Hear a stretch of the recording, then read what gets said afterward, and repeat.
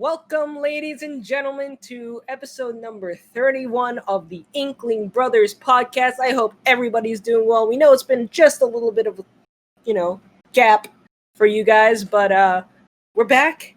And happy August, everybody. I hope everybody's doing okay. Also, we recently had a birthday amongst the three of us. It was Ray's birthday a couple weeks ago, and so happy birthday, Ray. Thank you. On that note, my name is Lorenzo. I am the Blue Squid here on the Inkling Brothers podcast, and I'm going to turn it over to the next person. Hey guys, my name is Ray, also known as Meatloaf Man. I am the Purple Squid here on the Inkling Bros podcast. Turned 24, by the way. Passing it on to the next person. I'm Eric. I was drinking water. All right, everybody. Drinking. So, how's everybody been? It's been quite a bit of time since we've, gotten to know each other. Why you have to say it like that? I've been fine. Just chilling out at home as always this year for, just working on our stuff for Crossover X and our personal projects. But other than that, I'm feeling okay emotionally. Again, I just had my birthday and it felt pretty okay. So yeah. What about you, Eric? I'm doing all right, I guess. Okay. Yeah, and that's it. Lawrence? Okay. I'm doing okay. I think not much really has happened. I trying to think of things that I did or have been doing since the start. Been watching a lot of TikTok lately, so that's definitely something that has caught my mind. Hopefully you'll be able to continue watching it. Yeah, hopefully. And then I played a lot of Crash over the past few weeks, so I'm still trying to get all the platinum. Well, I'm trying to get all the platinum trophies. Actually, I should just say that for the games, so I can finally move on to Spyro. Fairy Tail game came to my door. After. Ooh, what the hell was that? Someone's trying to break in. They heard Fairy Tail game. It was like, yo. Yeah, right? I was like, oh, the Fairy Tail game. It's like the Kool-Aid Man. Oh, yeah! Yeah, I didn't know Kool-Aid Man was in the Fairy Tail. Yeah, but Fairy Tail game came out after a delay from Amazon for some reason. But it's finally here, which is nice. I haven't tried it yet, but lots of people have been saying that it's better than like your typical like anime game. But it still has some issues with it. Lots of people have been saying it's kind of a mixed bag. I'm excited to give it my own try as a Fairy Tail fan. From what I understand, it looks cool. So I will hopefully be playing that at some point. Right, and I finally went back and fixed up my video game backlog, so I know exactly where I am. And so hopefully I get a chance to do that. eShop has been blessing us with a lot of sales recently, which has been really cool for me and the others. We can just pick up some games that just for cheap, as opposed to not having them for much more expensive price. I don't think really that much else has happened. Outside of that, I started collecting baseball cards, artistic baseball cards, to be clear. Project 2020 cards, which have been really cool from Topps. And that's been kind of a good, refresher of things that are going on there in the sports card world. But yeah, that's really pretty much all that's been going on. Things have been okay. That's good. But yeah, what about you? You've been keeping yourself busy, yeah. I mean, in general, like I said before, I've just been doing okay. Oh, actually, one thing I don't remember. When was the last time we recorded? Like 4 weeks ago at this point, 3-4 weeks ago. Like beginning of July. Oh yeah. Okay. So, I don't think I got a chance to talk about this since it's been a while, but I recently attended TrotCon online, which is in general, it is a My Little Pony fan convention that is held out in Ohio, I believe. But they were supposed to originally have it in person this year, as they usually do. Unfortunately, because of current real world events, they had to throw in the towel for the real world rendition of the event, and they decided to have it online. And that was basically, I guess, my first, dive into the virtual world of conventions during this time of the pandemic.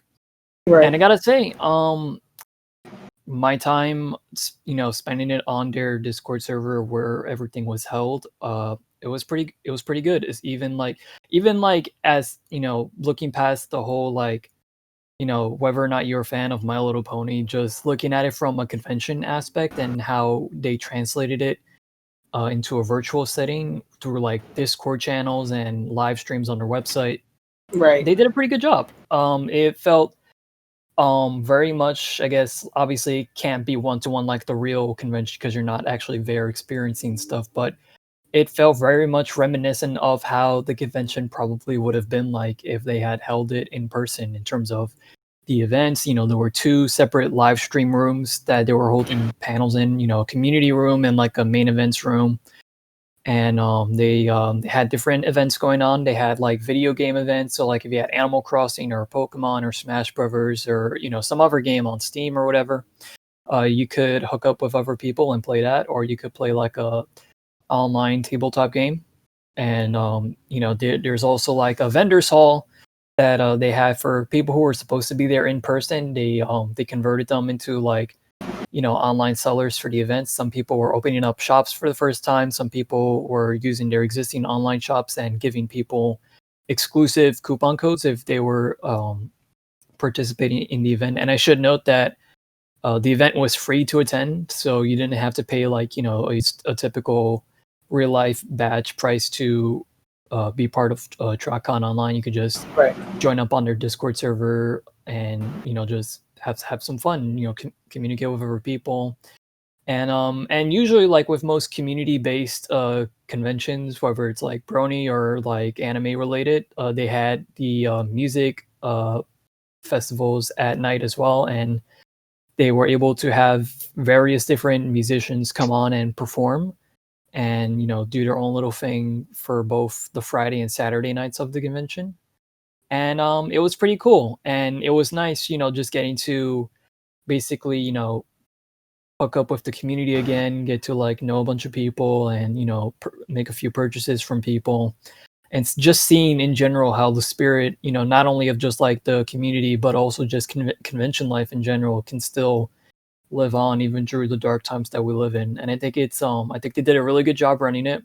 I definitely had a good time attending. And if we're still in this situation like next year, hopefully we aren't, but in case it does happen, I wouldn't mind going a second round for this. I definitely think that this is a great alternative, like for in case you can't have it in real life, this is the safest bet, and we're still having like a good time together, and you're in the safety of your own home. And one thing I forgot to mention actually is that they still actually managed to have like celebrity meet and greets, like because they had the typical MLP voice actors and community guests come in. And what they basically did was that you had to make a Zoom account, and they would basically moderate and have you in a queue, and they would have you hooked up for like about 5 minutes to talk with one of the guests if you bought like a voucher, and then you'll get their autograph personalized in the mail in like a few weeks or so. So that was also really cool, and I thought that was a pretty ingenious little thing that they did. But yeah, I think they did pretty good. And hopefully, if things get better by next year, I would love to attend TrotCon in person, especially since I know some of my friends in the community will probably end up going there. And I also have like a friend who lives in Ohio, so I could probably just hook up with them and just hang out over there as well. But yeah, that was my whole thing that I wanted to talk about with that. I don't know about your guys' thoughts on it, but yeah, it was pretty good. Had a fun time. Thank you, TrotCon. I think that's really cool. I actually over the past few weeks, I also attended some stuff on San Diego Comic-Con. Yeah, I'm hearing about that. Yeah, which was like pretty cool. I got a chance to experience the Funko shop for the first time without having to wait on an obnoxious line. Yeah. So I was able to get some rare stuff there. I was also able to like experience a couple panels. They were okay. And also New York Comic Con got canceled. Finally, after like a long Finally, time. they announced it. Thankfully, it wasn't way too late, but I mean, yeah. at least we got the announcement. Yeah, so they said they're no longer going to be doing it, but they will be doing into the metaverse. That's what they call it. That's what they call it. Yeah, of course we're doing that now. And so they're going to be doing a virtual con on YouTube. And I don't know how it's going to go, but let's just say I know New York Comic Con is not San Diego Comic Con, and so I pray and hope for them. But it'd be cool. I'll probably be attending the Into the Metaverse New York Comic Con. Check that out. So that'll be kind of cool. But yeah, I think virtual cons I think are actually really cool because then I don't have to pay an outrageous amount of money to go to get a hotel or to like go to the actual convention and right. I can pick and choose. And then you just be at home, like wear whatever and just also like order whatever food you want to like keep yourself busy. Just do whatever. Like the convention is still your oyster when when it's virtual. Right, exactly. That's what I liked about it. Lots of really cool vendors were releasing some cool stuff during San Diego Comic-Con that were like limited edition for San Diego, which was cool.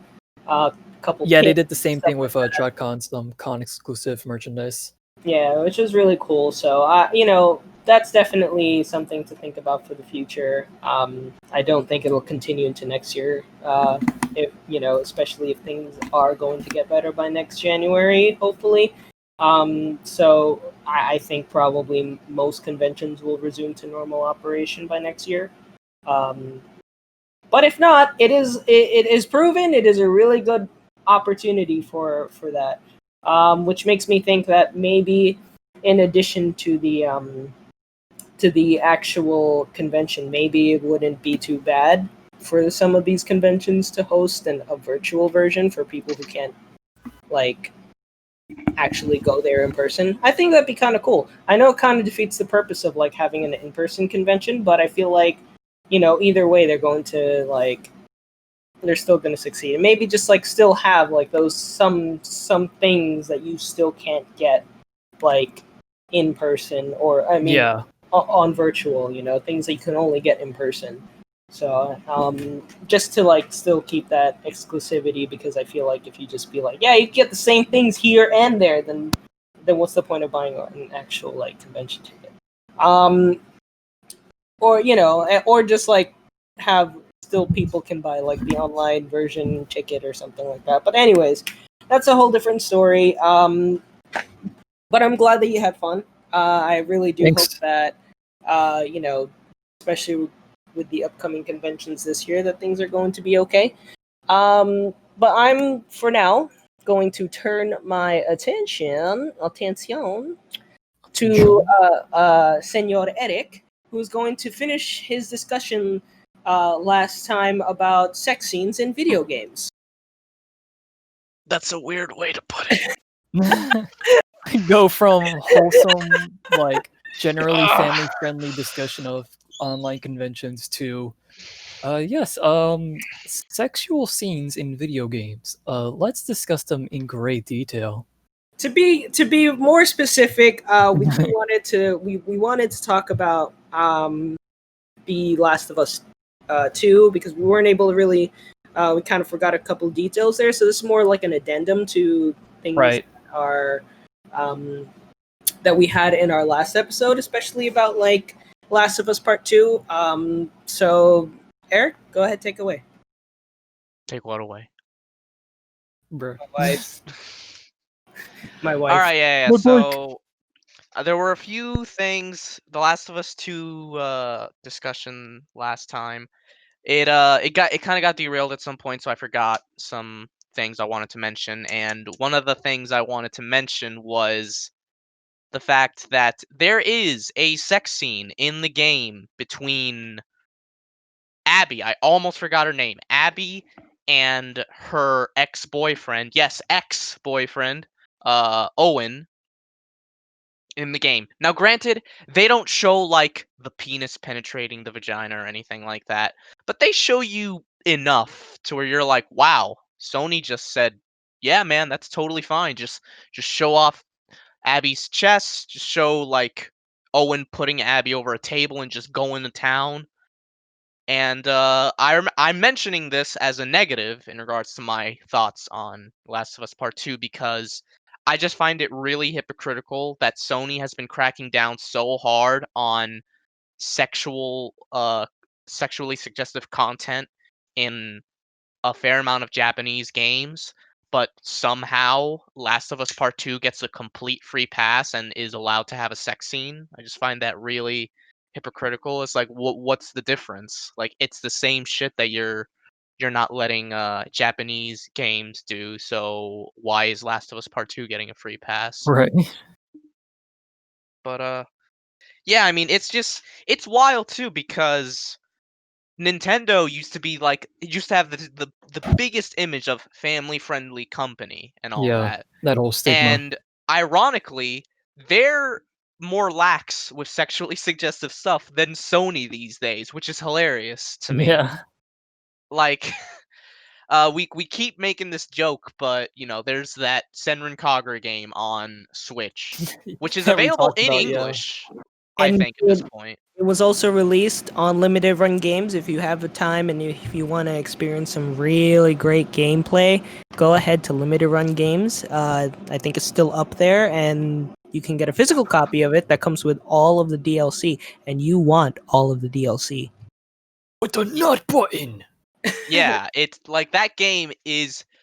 It's not even being subtle with how much they're like, we want you to jerk off to this, and Nintendo allowed it. They're like, yeah, bro, go ahead. Oh, you want to release a foot fetish DLC for the game too? Go right ahead. Like it's so they're allowing blatantly horny stuff Might I onto the remind Switch. the audience that part of the Senran Kagura game is that every time they defeat a villain, they lose their clothes.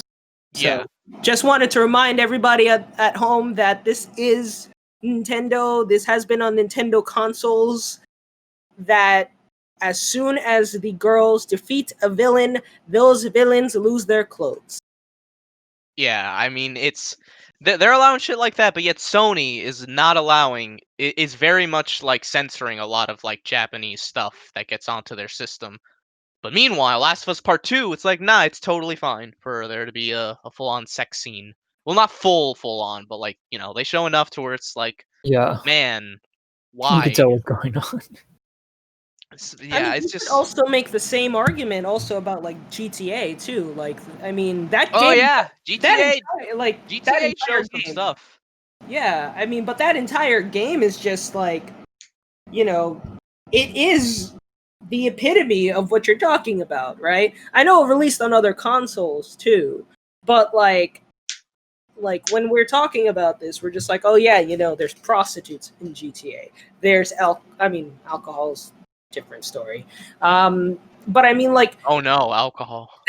there's so many like really idiosyncratic things that happen in GTA that are just like, oh, okay, that's wow. I I still mean, remember. Well, okay, I was just gonna say. yeah. Oh, go ahead. They show Trevor's dingling on like in the goddamn like game in GTA Do 5. they? Yeah, it's small. Wait, really? Hold on. GTA Yeah. 5. I can't believe I'm searching this. I played GTA 5 forever ago, and I don't remember like them showing it. Yeah, I'm pretty sure they did. All right, well, I was gonna say actually, sort of similar. I still remember this was back when GTA 4 was still the newest game, and boy, that takes me back. GTA 4, dude, what a different time that was. That was back in 2008. It's over 10 years old now. Yeah, But I still remember the commercials for that game to this day too. But for GTA 4, I remember they promised to release DLC for the game. And the first DLC pack was Lost in the Damned, where you followed like a biker gang in Liberty City. And I explicitly remember there was one cutscene in one of the story missions in that game where you see a guy's dick, like full on. Like they don't try and hide it and everything. It's just front and center, and they don't censor it or like obscure it with an object or anything like that. And that was one of the first times I'd ever seen something like that in a game. So it just goes to show. I mean, this was forever ago at this point, but yeah, like it's hard to like try and quantify it with how Sony is today. But yeah. So it is, but at the same time, it is like that game is the epitome of all things that are like sexual, sensual, everything like that. Especially from an earlier standpoint. I mean, if you remember San Andreas, like there were actually mini games where you had to. All right, well, no, there weren't. Like they were originally considered, but they were cut from the game. It's just that they were modded back in via the code. Right. That's what I mean. Like, I mean, the fact that it exists in the first place is just like that. I mean, it just shows that, like, you know, they have that game on its own. It's a dirty game. I mean, I remember every time you had to go in a GameStop or Best Buy or whatever, the person behind the cash register always asked to talk to a parent to let them know, hey, by the way, this game contains prostitutes, drugs, alcohol, smoking, guns, gore, prostitution, sex. Like they had to be very like, you know. I'm not even capping on that. That's literally no. You know, like it's so funny because it's literally how they were. I remember I was waiting online to get GTA 5, and because I was still under the age of 18, I was waiting online at a local GameStop. There was a huge line. I was waiting for it, and as soon as I got to the counter, I had the money right away, and they're like, can we see your ID? And I'm like, I gave them my school ID because that's all I had. Oh my god. Fucking middle school ID. And they were like, we need to talk to a parent. And then my parents... If you wanted to buy GTA on your own, you would have had to go to a mom and pop shop, because mom and pop shops don't really care about that stuff. You went to GameStop, which was the wrong move, because they uphold the ESRB. Yeah, I unfortunately at the time there's no mom and pop shops near me, and I didn't really go into the city as much, so I couldn't really buy it. And I think I was buying it for my birthday or something like that. So the only person who could purchase it for me at the time was my folks.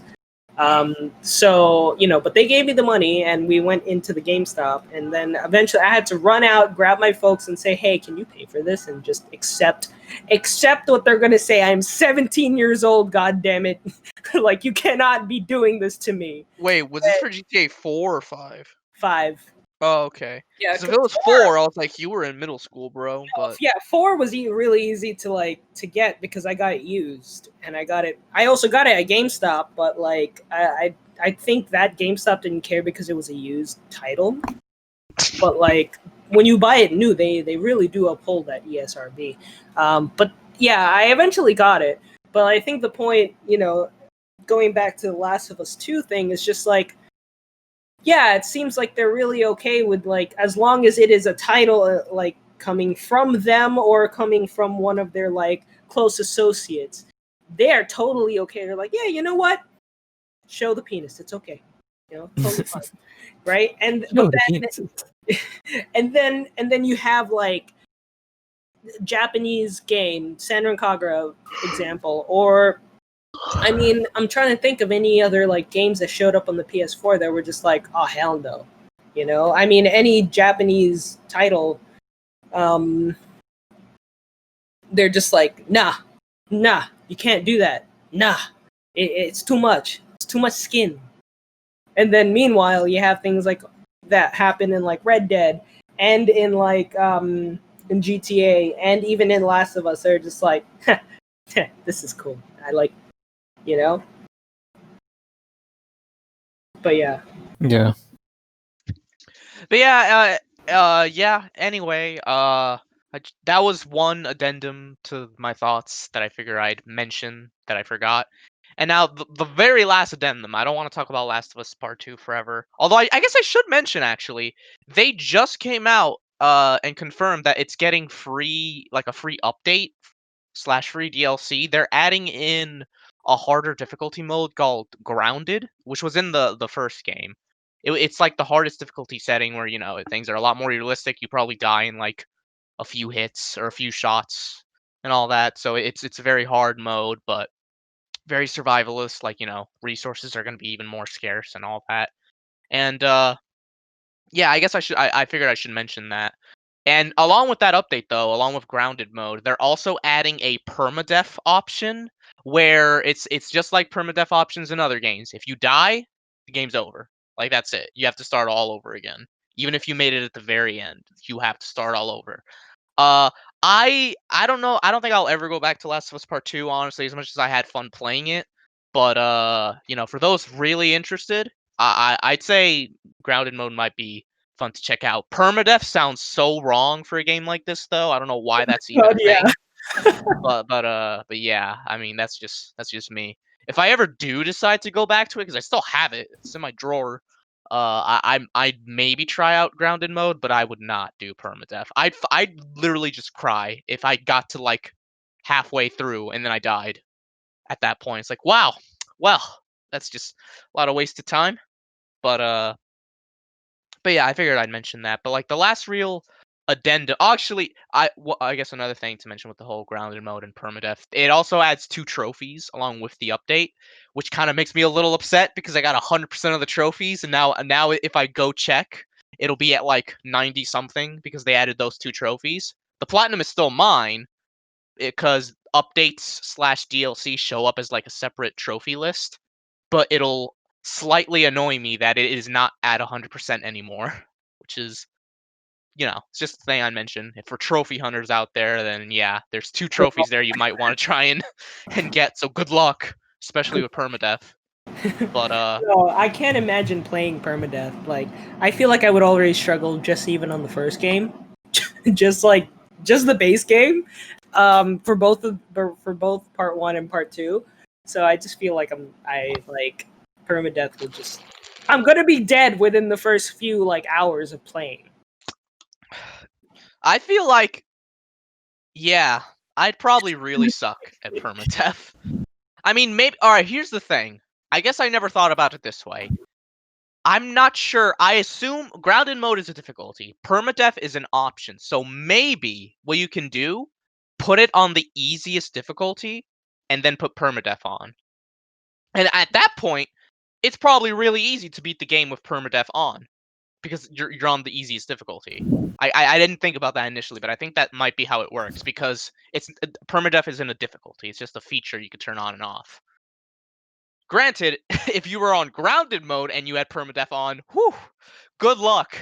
But Yeah, I was about to say, what happens if you're on permadeath mode and grounded? if You you're are doing lit- both together, you better buckle the fuck down and just cancel all plans.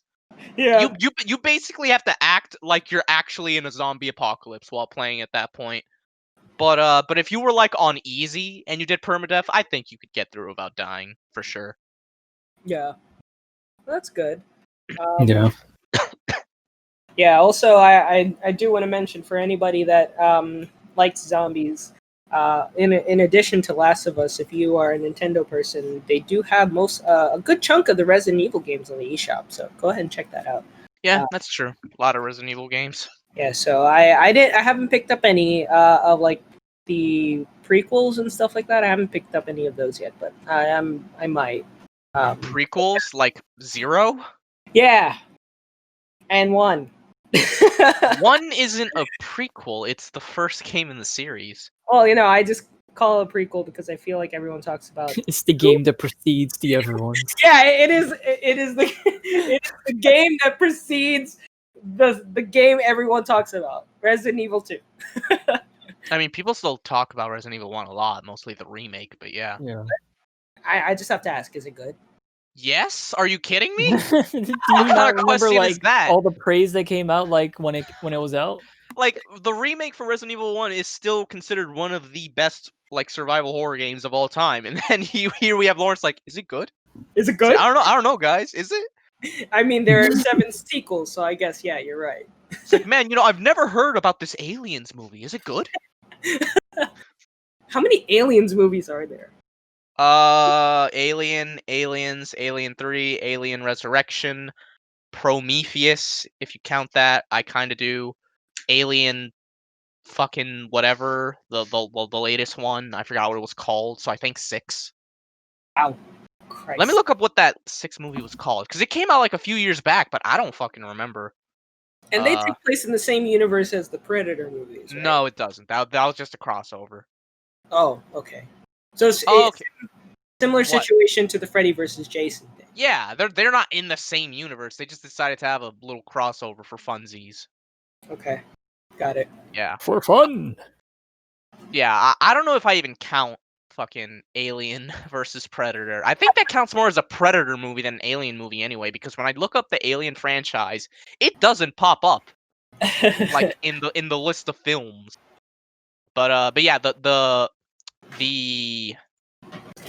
original series was Alien 1, Alien, Aliens, Alien 3, and Alien Resurrection. And then the prequel series, as it's been dubbed, is Prometheus and Alien Covenant. That was the other one.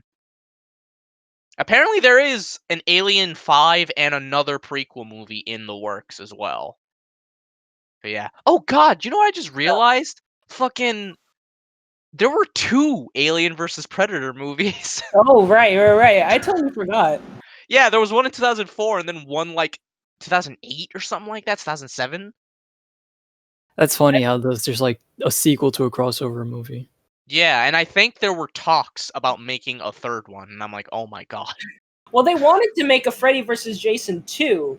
Did they really? They did, because they like Freddy versus Jason 2. Technically, Freddy versus Jason was like the cap on both of those series, essentially.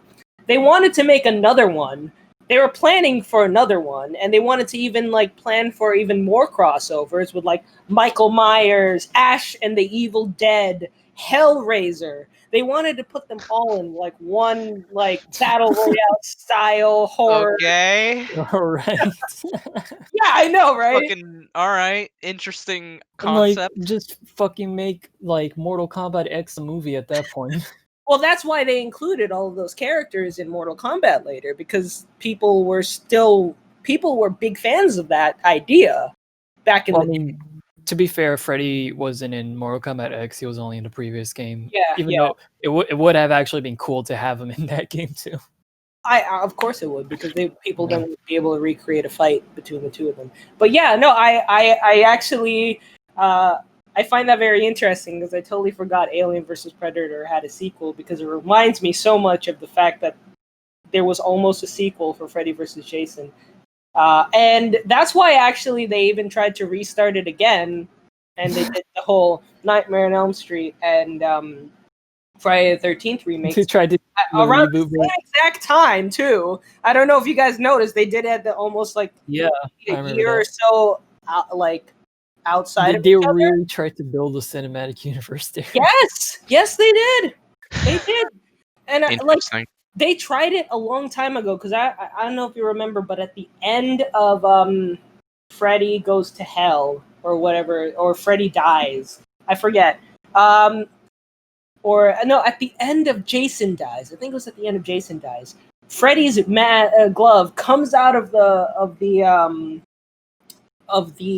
ground where he's buried, where Jason's mask lies, and he picks it up and takes it down to hell with him. And then he's laughing. The like it's just weird. I love that that's what you emphasized. He's laughing.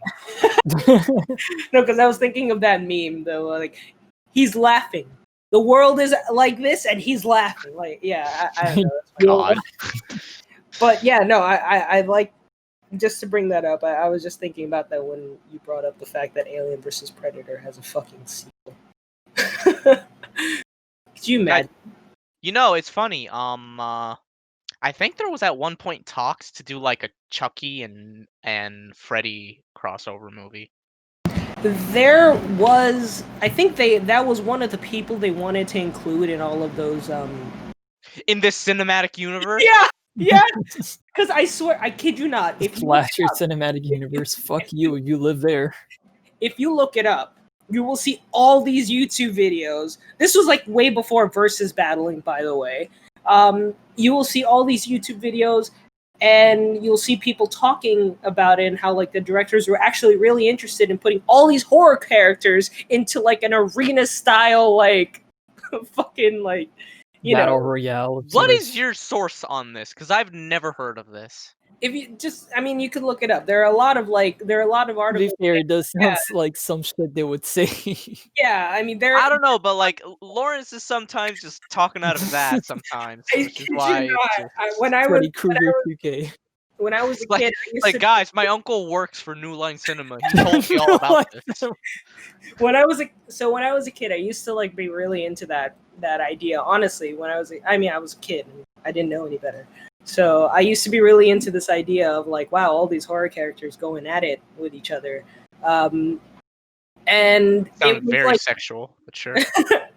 it was just really interesting. And then I would see that there were like comments from directors be like, yeah, you know, that'd be really cool. That's a cool idea. About like, oh yeah, any interest in bringing Chucky or interest in bringing the Scream villain into the, you know, into this universe or something like that. And they were all like really hopeful about it.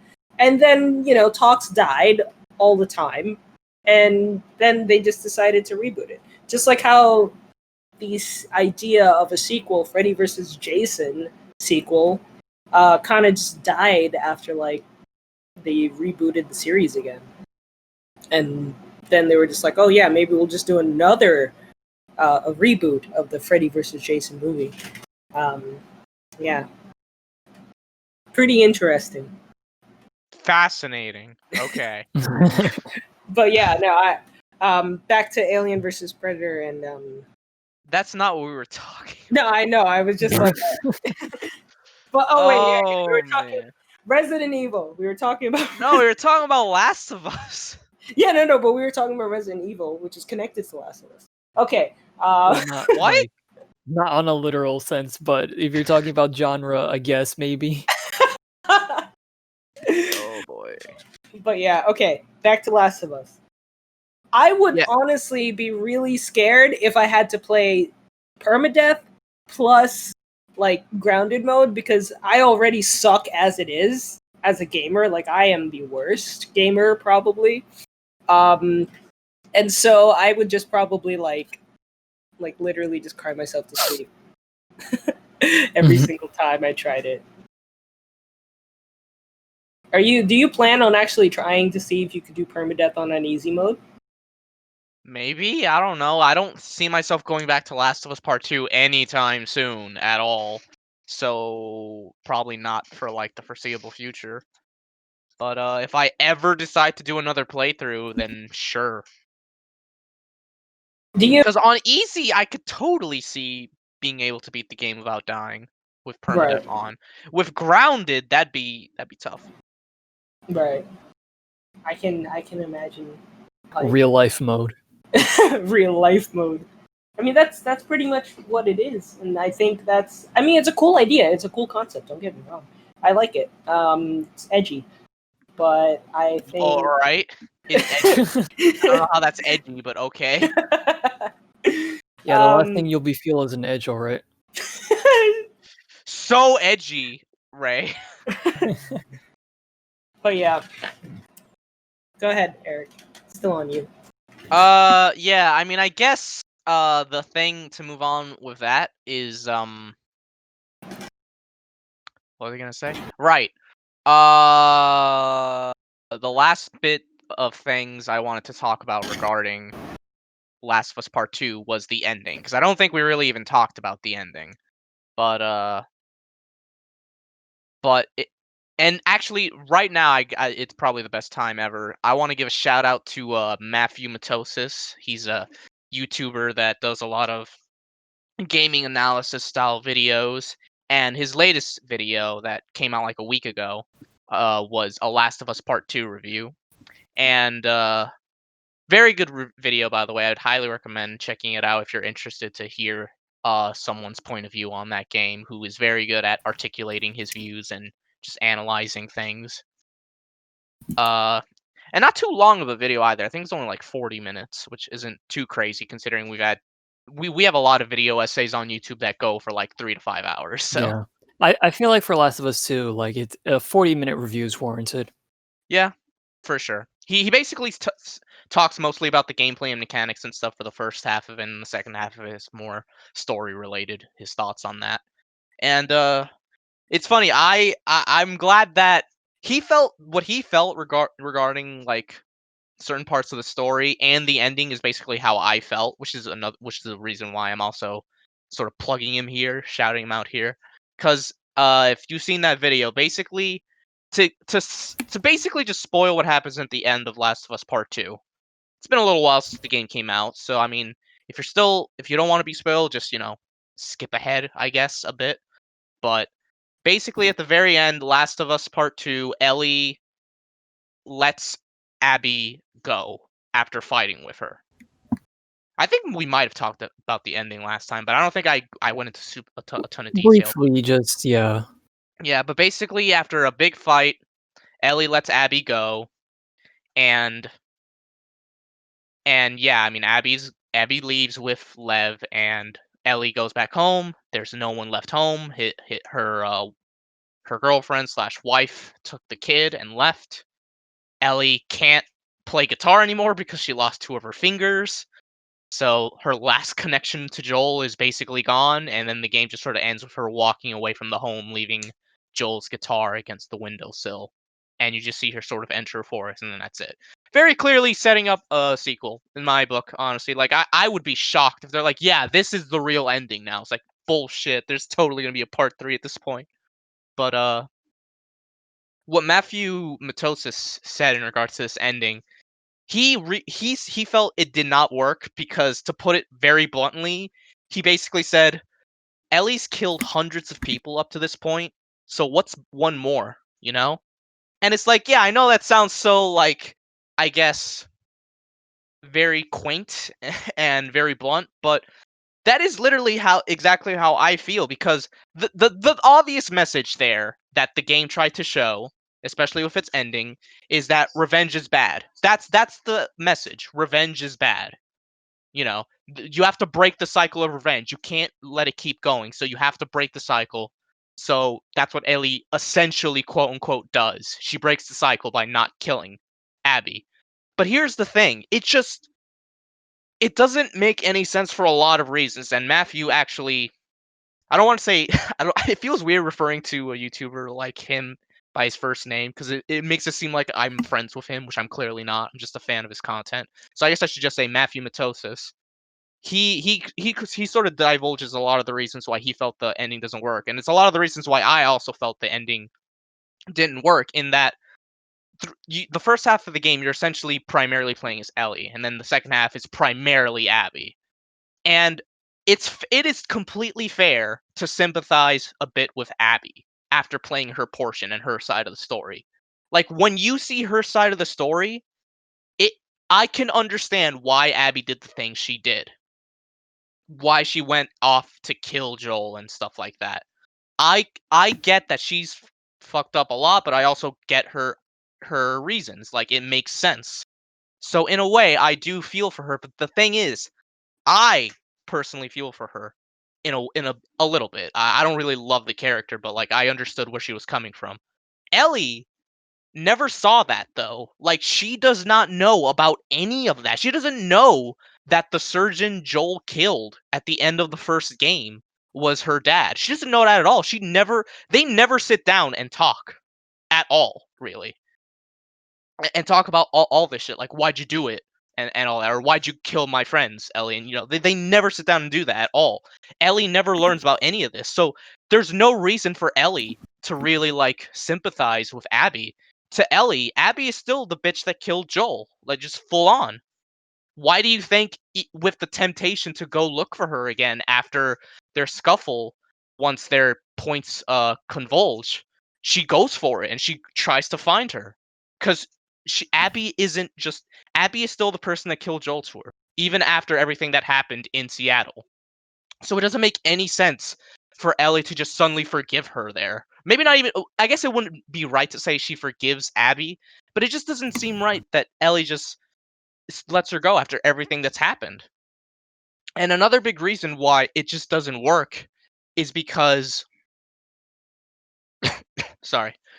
It just doesn't work because, and this is a thing Matthew Matosis also pointed out, and it's something I think I already mentioned in, like, very briefly in, like, a sentence earlier, but Ellie has killed hundreds of people up to this point. Like, forget forget Abby's friends, like Owen and Mel. Ellie has killed hundreds of the WLF, hundreds of the Seraphites, and plenty of Rattlers at that as well. She's murdered so many people. The revenge cycle is not going to break here by letting Abby go. Like, that's just not true at all. All this bloodshed feels so pointless if you're not going to kill the person you set out to get this entire time. Yeah. It's stupid. Like, all these hundreds of people, it was totally fine killing, but this is when you finally decide, no, this is wrong. Like, it's stupid. And I know some might argue that it's like, well, those are just NPCs. Like, it's a game, asshole. You have to, like, have some combat and stuff, right? And it's like, well, no, because the setup for this game that was laid in the foundations of the ending of Last of Us Part 1 show that argument is just not feasible. Because back when Last of Us Part 1, or it wasn't even called Last of Us Part 1, it's just called Last of Us. Back when the first game was all we had, no one thought for a second that the surgeon you're forced to kill as Joel at the end was going to amount to anything. Not a soul ever thought this must be someone's father. I just killed someone's. No one thought that at all. I mean, at most you had some discussion of, it's kind of weird that we're forced to kill this person, but the other two doctors in the room that are about to operate on Ellie, that you can just leave them be. It's kind of odd that you have to kill this man, but yeah, because at the time that fucking doctor NPC didn't even have a name. Like, Yeah. no one fucking thought about that shit like that at all. And then Last of Us Part 2, all of a sudden, that no-named NPC that no one thought two shits of is suddenly the driving crux for this big revenge plot in the second game. Like, that argument is like, oh, all those people Ellie killed, 99% of them are just fucking NPCs. It's like, that's just horseshit, because the fucking no-named NPC from the first game ended up causing all this shit to happen. Like, who's to say? And it's funny too, because one of the big things that Last of Us Part 2 touted, like in previews and stuff, and I'll be honest, this is actually kind of impressive and cool, is that when you kill someone in Last of Us Part 2, if other people in that patrol or whatever find the person's dead body, they yell out their name and stuff. They're like, Kyle? Kyle? Oh my god, they got Kyle! Like, and they do that for, like, basically every like mook you kill in that game, where they're like, Lawrence? Oh god, Lawrence is gone, guys! Spread out! Like, they do that all the time. And I'll admit, that's a cool kind of feature. It even happens for, like, if you kill the dogs, like the guard dogs that they tend to, like, walk around with. They're like, oh my gosh, you killed my fucking dog! Like, that's kind of neat. So it's You like, have to wonder if it's different for, like, every, like, game, like, copy that people play. Like, do the names change, or are they actually I doubt somehow it, because that'd be like a lot of lines to record. I imagine they had like a set amount of names. Like, all right, this fucker's named Kyle, so we'll just go with that and all. That's what I assume anyway. But Yeah, that's true. but yeah, like, the whole, like, oh, they're just NPCs is just bullshit, because of, like, the whole thing with the no-named NPC in Last of Us Part 1, and the fact that this game kind of does put some emphasis on the NPCs by actually giving them names, having other NPCs react to their deaths and stuff. Like that argument is just Right. so stupid to like make in regards to like, oh, it's totally fine that she killed hundreds of people but let Abby go. It's like it's not. Hell, like you can make the same fucking logic that Last of Us Part 2 takes by taking that no-name doctor from the end of the first game. You can make in Last of Us Part 2. Who's to say Kyle from that one patrol in Seattle that you murdered, who's to say he wasn't gonna find a cure for the virus like the next day? Who's to say that fucking Lenny, I don't even know if that's a real name. Who's to say if Lenny, that woman you killed, that Seraphite you killed the last day in Seattle, who's to say she wasn't a widow that was trying to feed her kids? Who's to say those kids aren't gonna try and come after Ellie after that? Like it's dumb. Like you can make the same sort of deal for any fucking NPC. Hell, you meet that one of Abby's friends, Manny, that I talked about last time that I hated. I thought he was easily one of the most unlikable characters on Abby's side of the story because he was basically just a Hispanic poonhound. That's all he was.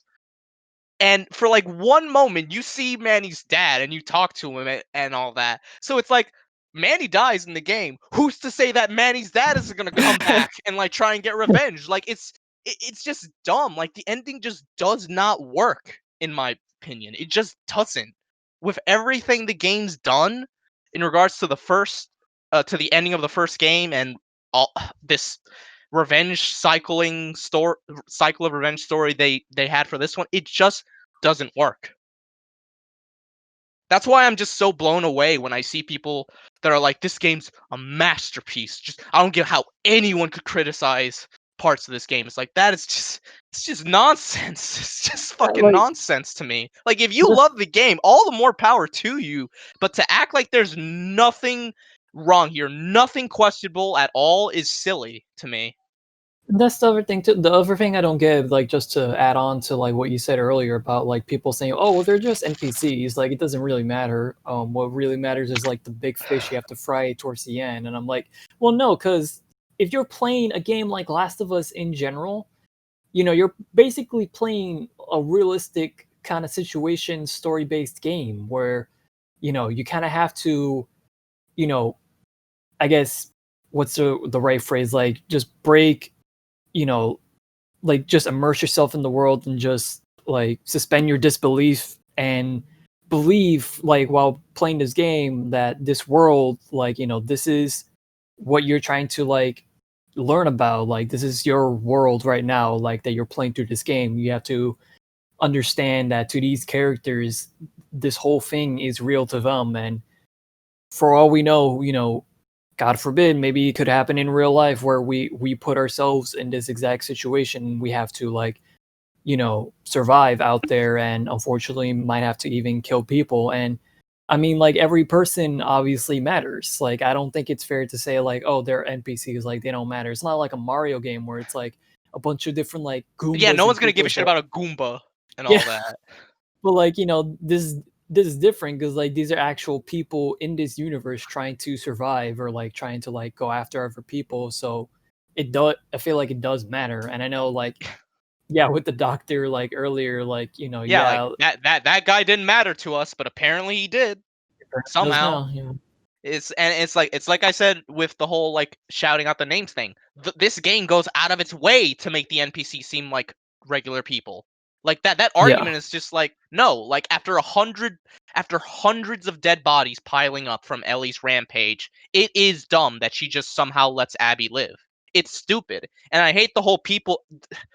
God, I don't want to like name names, but there have been some videos where I'm just like, "You're fucking, you have such a bad take on this. The good lord, like I respect people's opinions, but that is as shitty of a take as it can be. Well, because I've seen some people where I'm like, if you don't understand why Ellie did let Abby go at the end, I don't even know why you play video games. And I'm like, bro, what? What does that even mean, sir? Like, are you suggesting that I didn't get it? Like, no, it's stupid that she let her live. It really is. Like, Especially I'm not since it saying this in a form of bloodlust or anything. I'm not saying this in like an immature, yeah, Ellie fucking killed the shit out of her. No. It just doesn't make sense in the context of the game and the story. Ellie doesn't know shit about Abby's dad, even after everything that happened. Like, Abby is just the bitch that killed Joel. It makes perfect sense for her to still want to kill her. It's just, I don't know.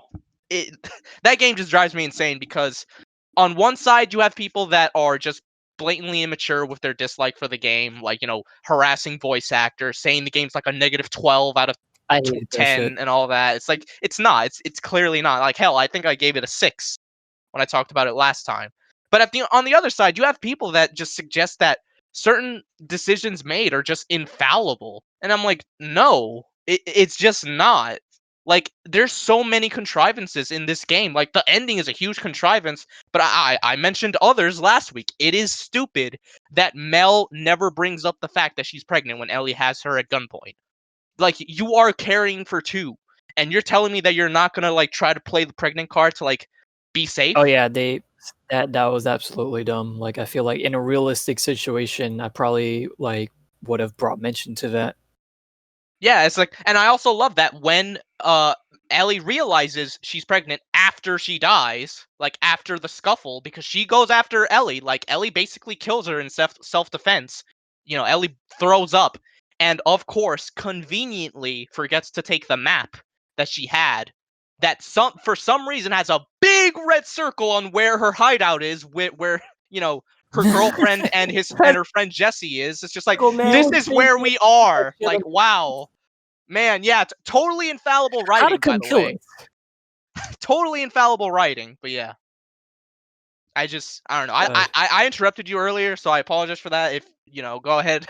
It's fine. Yeah. Like I wanted to say like two things. One, the fact that yeah, I feel like the whole thing is stupid, like with not killing Abby, because it plays into what you said earlier, where like we don't know if like they're completely like just cool with each other. Like Abby could always just come back even stronger for revenge, and that's one thing I feel like most people, especially in an apocalyptic like setting, would probably want to like just not want to spare anyone like who's of that kind of like attitude. Like, no, just I'm sorry, but just kill them because they're gonna probably you know try to enact revenge. You don't know if you can completely like say like, oh yeah, but we're not gonna bother each other ever again. We're not gonna look out for each other, especially because Abby, from what you said, had so much power in the game, like with all like the people she had at her side.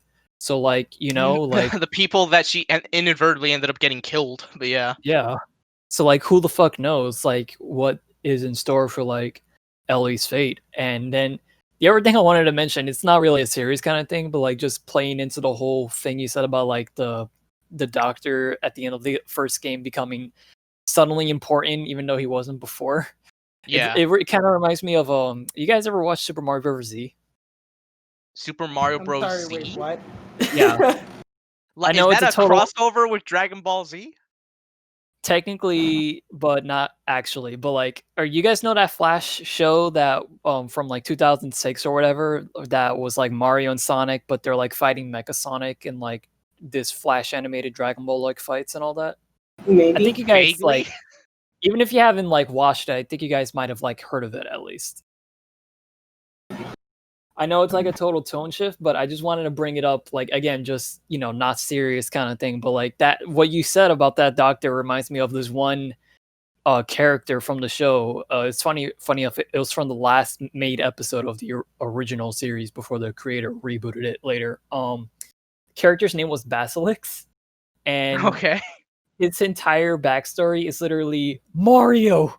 I'm enacting revenge on you for that one Koopa Troopa you killed in this one Oh my world, in this god. one game, In in this this one one level. literally, He was my that's what it is. brother. It was my brother. Like when you said that about the doctor, I thought to that shit immediately. It's like that's literally equivalent to that. Like this unimportant character, like becoming like a major plot point in a later game. It's just funny to me. Yeah, it's funny because the whole theme of the game is like, revenge and how you have to break the cycle, or else it'll just be never-ending misery. And people actually think that Ellie letting Abby go breaks the cycle, and it's like, not really. I mean, like I said, I murdered the fuck out of Kyle on the second day of Seattle. For all I know, Kyle had a loving wife and kid that's gonna want to kill Ellie now. Like, I don't think the revenge cycle has been broken at all. Far from it. I'd argue there's a million more revenge cycles that could happen now after everything that happened. But yeah, I don't know. One hell of a chain reaction. Yeah, like, oh man, fucking Manny's dad might come for revenge. So it's just, I don't know. I legitimately do not understand how people think certain aspects of that game are infallible, and how it's just such a the pinnacle of gaming, as I've been told from some people. But yeah. Pinnacle of gaming. I have to admit, I think, the fact that, I mean, you make a really good point. I agree with it. I'm not saying it made it sound like I was going to be like, no, you made a horrible point. I can't believe you made Turns such out a thing. it's Lawrence that's saying that it's the pinnacle of gaming. You saw my Reddit post, Eric? How could you? How could you? No, I think it's really funny because to think about it, it's just like, oh shit, wait, Kenny, you could have stopped this entire thing from happening, and now you're dead. Because I always think about it, I feel like I'm so glad you brought that up, because now I'm just like, hold up, I never thought I was the only one that thought about that when, like, in video games, when you kill somebody and you're like, oh, what if that person, like, was like had a family, especially in games like, for example, like Grand Theft Auto, or even like in this case, like Last of Us. I'm always like, I especially in recent years, I stopped kind of doing a lot of like the just outrageous, like, yeah, just run everybody over with a sports car, because I was just like, but what if they had a family? What if everything is, like, like, what if they were the cure to everything? What if they had money and, like, maybe in the story or something they're important, like, I could know have been friends. Yeah.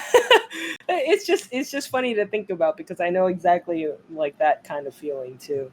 But yeah, that's a really good take, honestly. I think it's extremely important, especially in a game like this, that, like, it does, I mean, you can argue that it makes these sort of like stances, especially like when we were talking about last time with like Lev and being trans, right? And so, like, that's something to, like, that it does make some of these stances. And also, I mean, on the level of, like, lessons to be learned, like, yeah, Abby and, like, the whole like, I guess the whole kind of rivalry between Abby and Elle, like, I'm sure there are lessons to be learned there too.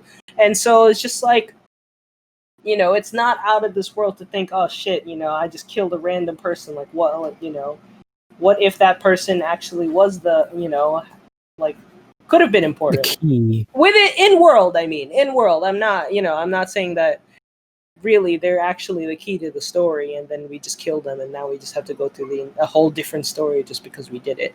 It's not that sort of butterfly effect kind of thing, compared to like something like Undertale, where actually it does matter if you do kill like a lot of, like, a lot of people in that game. But yeah, that's kind of what I know what you mean. But yeah, go ahead, Eric. Still you. This entire time. I mean, I don't want to talk about that's it. I don't think the game is like god awful. I even think it's above average, but no, God no, it is nowhere close to this 10 out of 10s that it continuously gets. But yeah.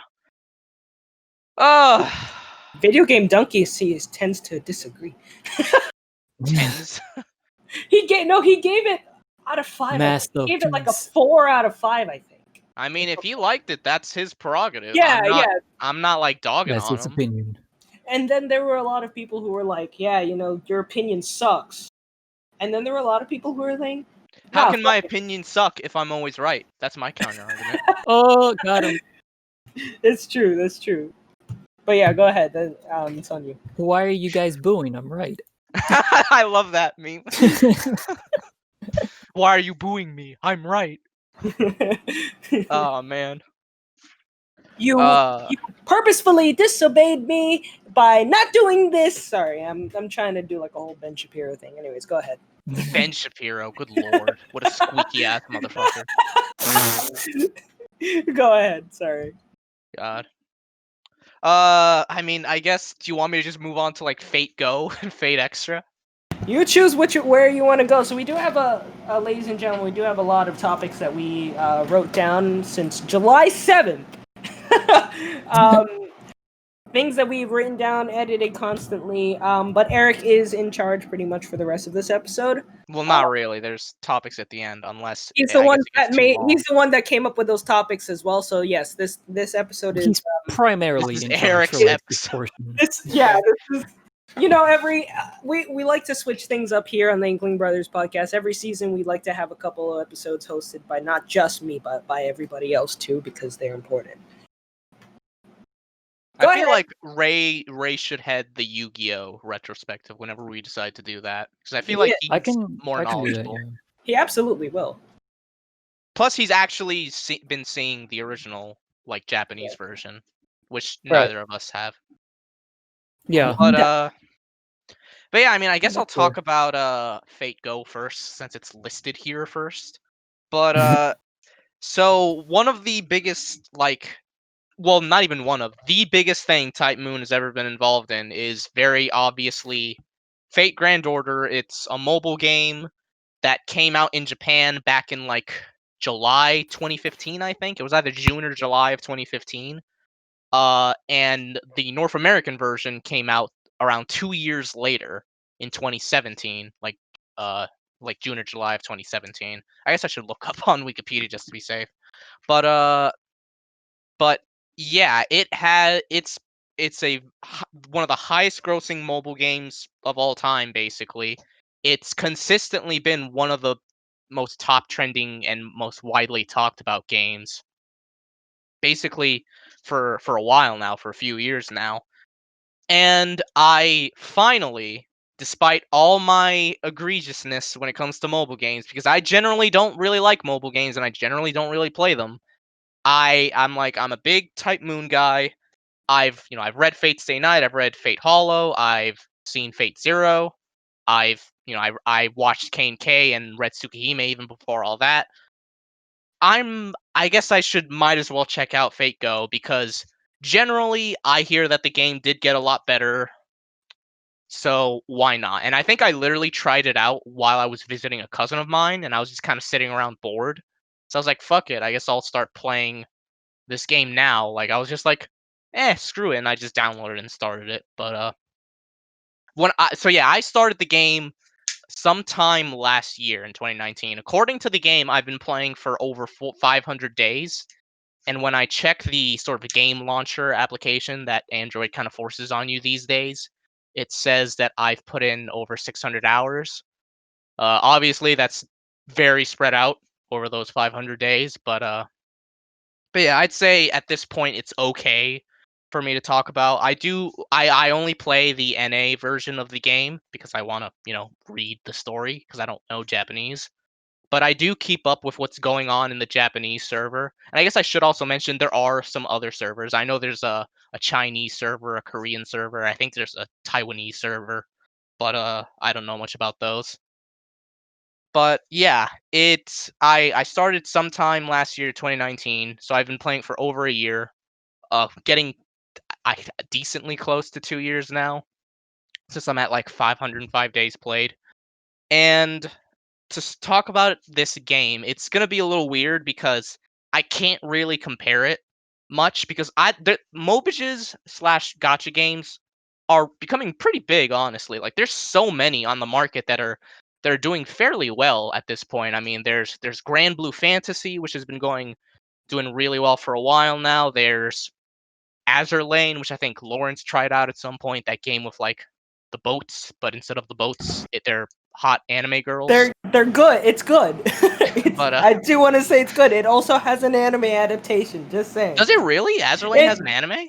Yeah, I just found out yesterday. I was on Anime Lab, which, by the way, if you are in the States, go and badger them to make it come to the States. Yeah, I was looking on. I was badgering. I was looking on Anime Lab, and I was looking at all their titles, and Azur Lane showed up as one of them, and they had like 12 episodes there, and I was like, "Holy shit, they have it! It exists! It's an anime." One Yeah, season anime, it seems, but yeah. it's cool. I mean, hey, you know what? I like it. I like the fact that it exists. It just came out last year, so fairly recent. The anime came out last year, to be specific. Yeah, the game's been around for a while. That Azur Lane, to be specific, I think originates from China, but yeah.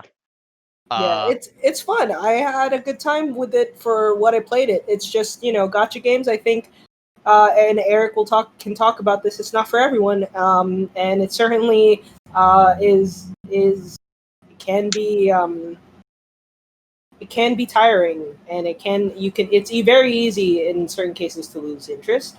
But I was trying for it. I was struggling a little bit because it does actually take some strategy.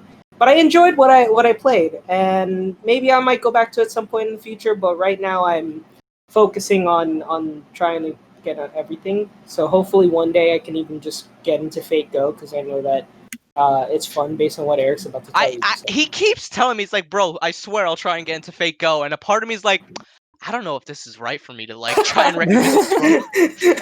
I'm like, I don't know if this is a good idea. Am I being a bad friend here if I try and like explain how the game works?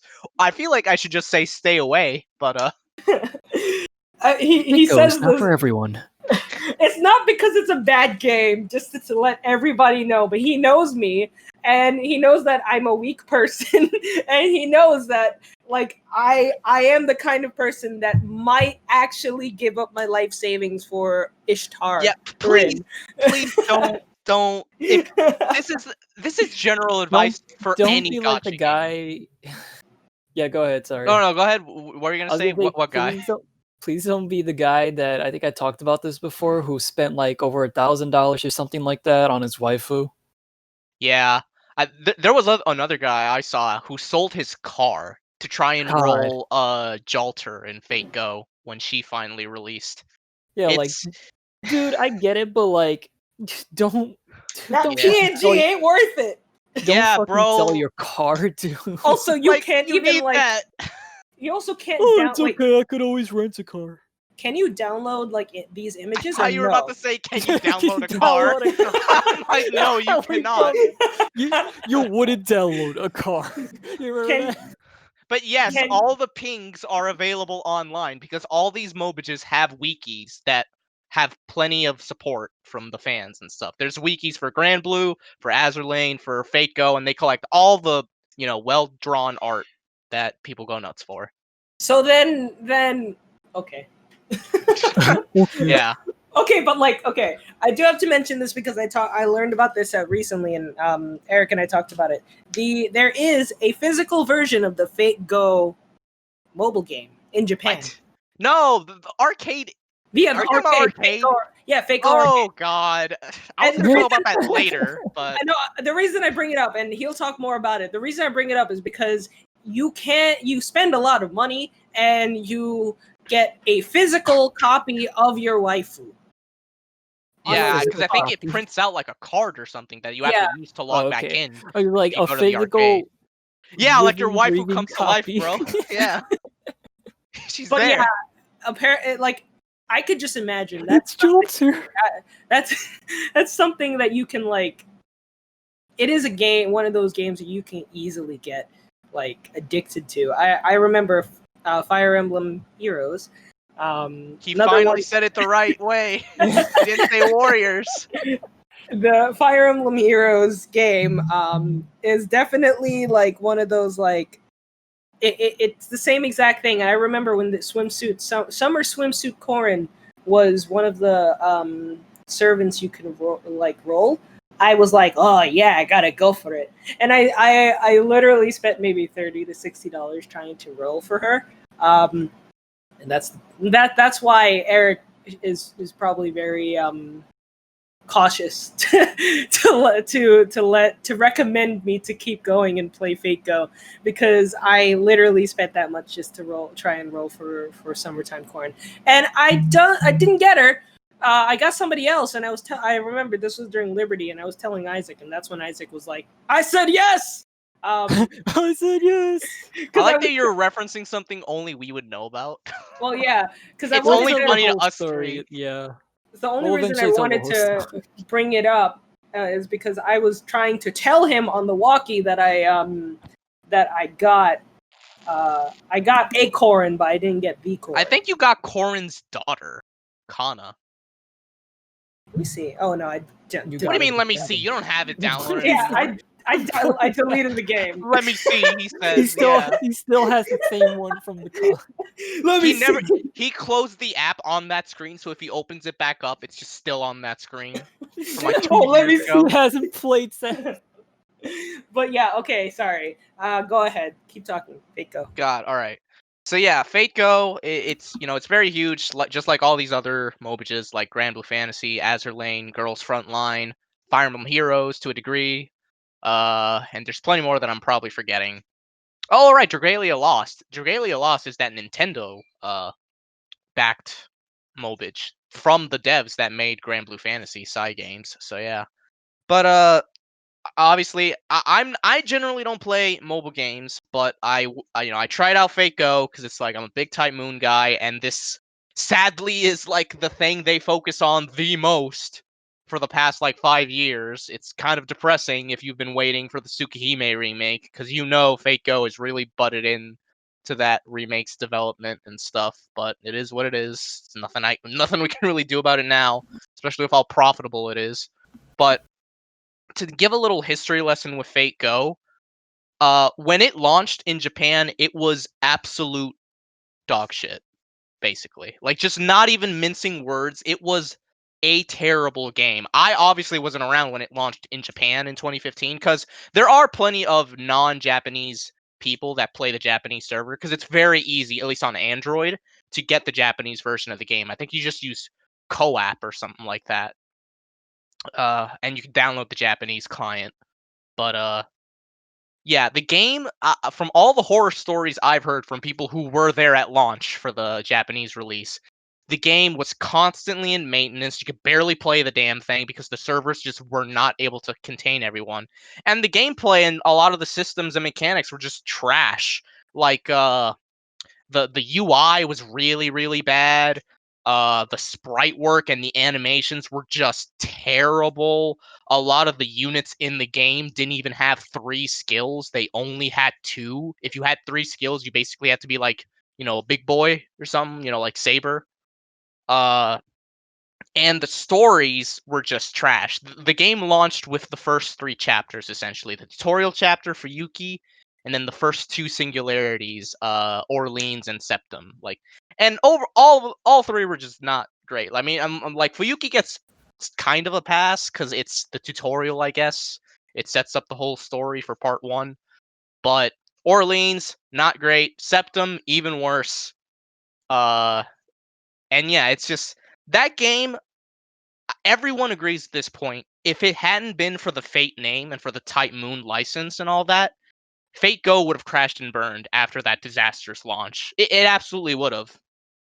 But because the IP was so popular, it managed to keep going, and they eventually, slowly but surely, fixed a lot of the things wrong with the game. Like, they fixed the support system to a degree, although I still think the support system kind of sucks. But anyway, they slowly but surely, and they're still doing this. I don't know why they're so slow about this. They've been fixing the models and the sprite work, or well, not models. It's a 3D game. The sprite works and the animations of all the characters, and they've vastly improved the game's writing and all that, and a lot of the other stuff like the mechanics. They've slowly been adding some things to it. They lowered the Saint Quartz cost, because originally to roll a 10 roll in the game, it required 40 Saint Quartz, which is fucking absurd, because it takes a while to get 40 if you're free to play.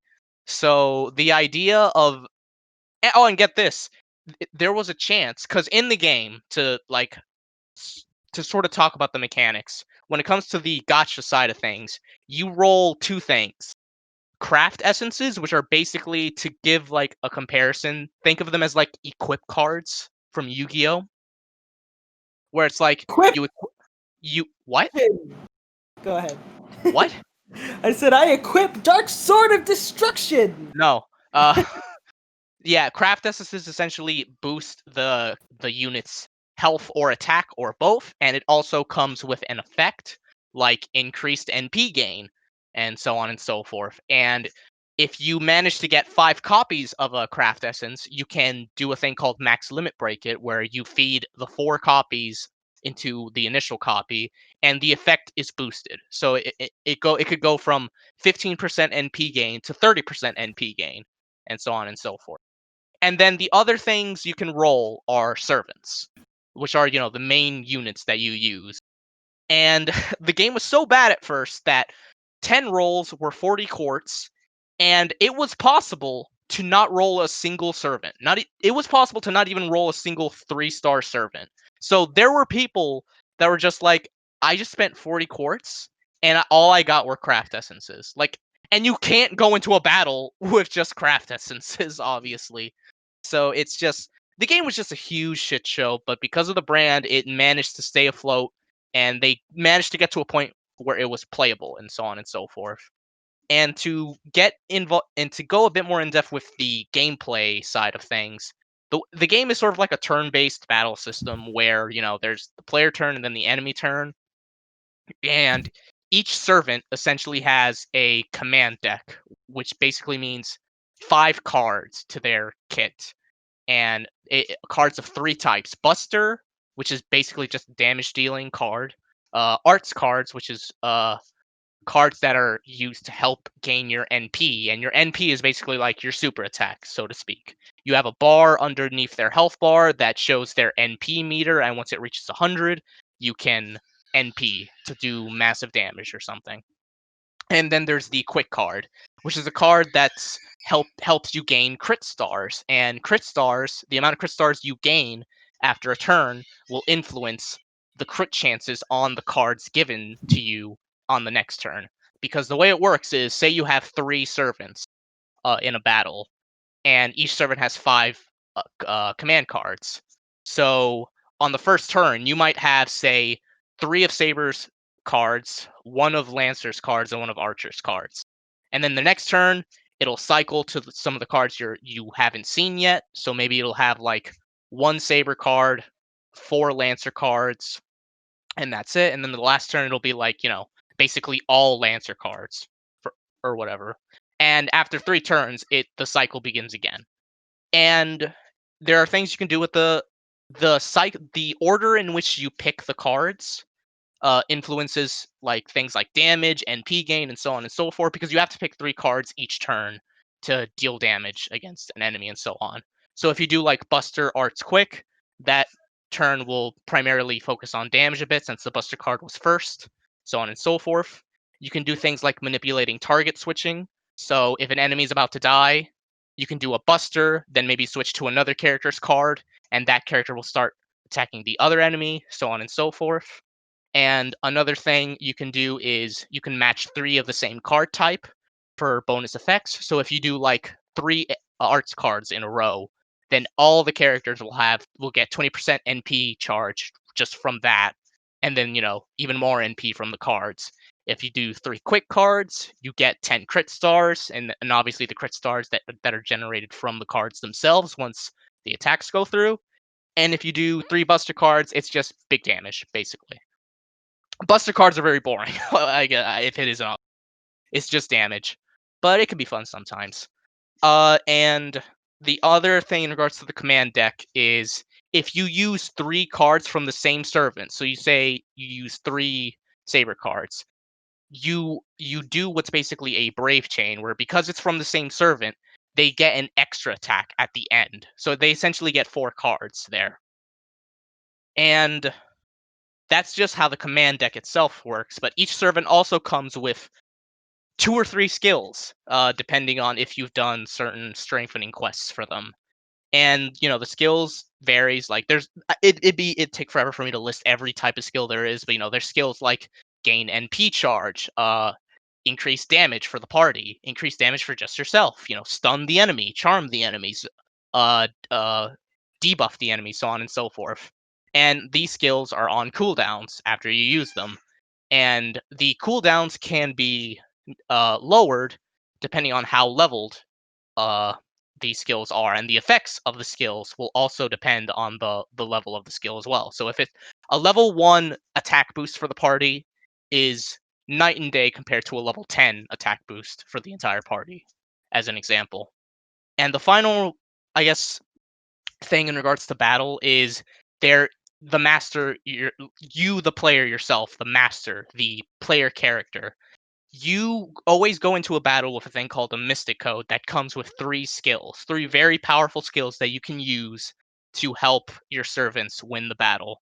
And there's a lot of different Mystic Codes in the game that you can level up, and just like with servant skills, the higher the level, the bigger the buffs or whatever from the Mystic Codes, and the lower the cooldowns.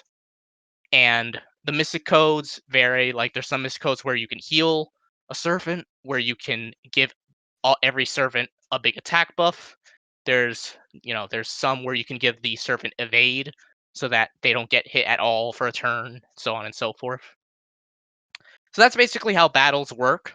You got the command cards, you got the skills, and you got the Mystic Code. And yeah, in regards, but the main, like I talked about the gameplay there, but to be honest, the main draw about the game at this point is the story, because while at first the story of the game was laughably bad, I mean truly, truly bad. Like Fuyuki was just a tutorial chapter, so it's nothing too special. Orleans was a bit not good at all. Septim was just god awful, to the point where after that chapter they stopped immediately showing who the writer was for that specific chapter, because the author for that chapter got so much criticism for it that they just had to withdraw the names for a while, and they still don't immediately tell people who wrote which singularity or chapter or whatever because of that. But eventually, they slowly got a tiny bit better. I mean, after Septim was Oceanus, which was not great either, but it was slightly better than Septim and Orleans and whatnot. After that was London, which was not great. It honestly was about as bad as Septim, I would say. Maybe a tiny bit better, but that's not saying a lot. And then after that, it was America, which was not a good chapter either.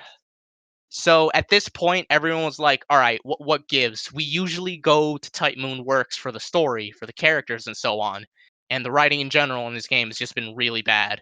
And at that point, they got Nasu himself to help write the next 3 chapters, well, the final 3 chapters of what is basically the first arc of the game. And Nasu wrote Camelot, Babylonia, and Solomon. And all 3 chapters were lauded upon their release and being, regarded as a huge step up writing-wise and character-wise, and so on and so forth. And after part 1 finished up, they went into the next arc of the game, which was basically called Part 1.5, Epic of Remnant, which is basically just some sort of sub-stories that are actually completely optional, although you would obviously want to do them because, you get rewards for doing it, and you want rewards in this game, because I'll talk about the grind in a little bit. But for the Epic of Remnant, Shinjuku was the first one, and that was really cool. Agartha was heavily criticized upon its release because, to put it bluntly, that chapter had a lot of rape fetishy stuff in it. And it's, to some degree, you can maybe argue that it makes sense because one of the characters in that chapter is the Queen of the Amazons, Penthesilea. For any history buffs, you probably know who that is. But Amazon culture, it's normal to regard men as nothing but semen dumps and all that. LOL. Yeah. But you could tell the way that it was written that the writer was beaten off probably while he was going about it. It was just it was awkward, like, and it's just not a good story either. Like, it basically repeated like some of the twists from Shinjuku, which was stupid. It's just like, bro, we literally saw this coming, but okay. Yeah, not good, not good. That chapter. After that was Shimosa, which was all right, at least in my book. I know Japan really likes that chapter because it's very uh oriented around Japanese servants and so on and so forth in Japanese history. And the final chapter for part 1.5 was Salem, which is exactly what it sounds. It around its setting of the Salem witch trials. And after that, after a bit of a break, was the current arc that the game is still going through, even though it's been like it's been like over 3 years now. The part 2 started, Cosmos and the Lost Belts, and currently in Japan, they've just finished up the second half of Lost Belt 5. And to be specific, just like part 1, part 2 has 7 Lost Belts. Like, part 1 was all about singularities.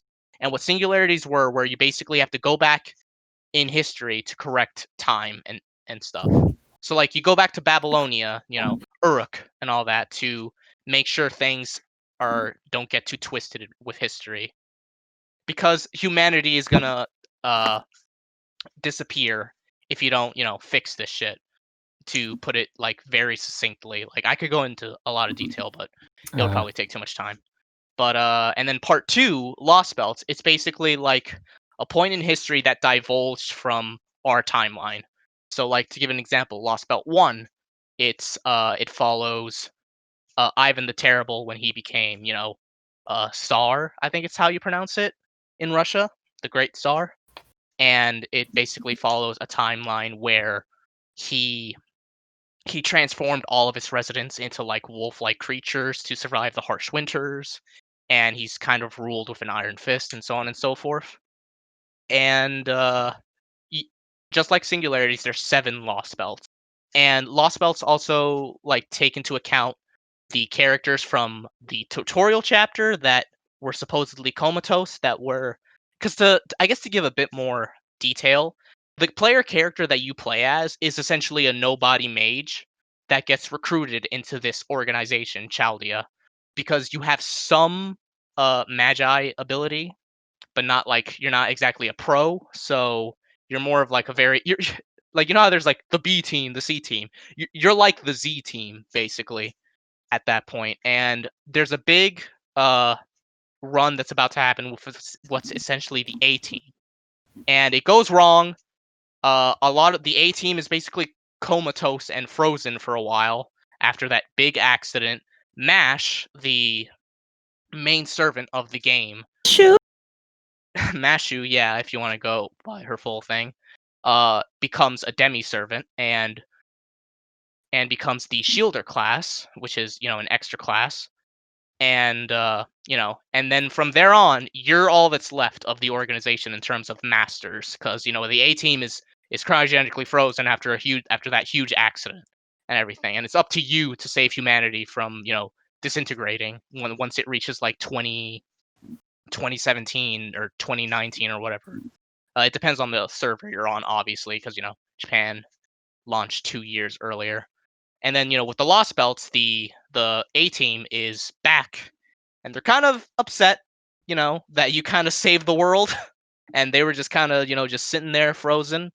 So they essentially each control a Lost Belt, so to speak. And I'm making this sound so simple, but there's a lot of detail to this, but I don't want to go on and on for like 3 hours.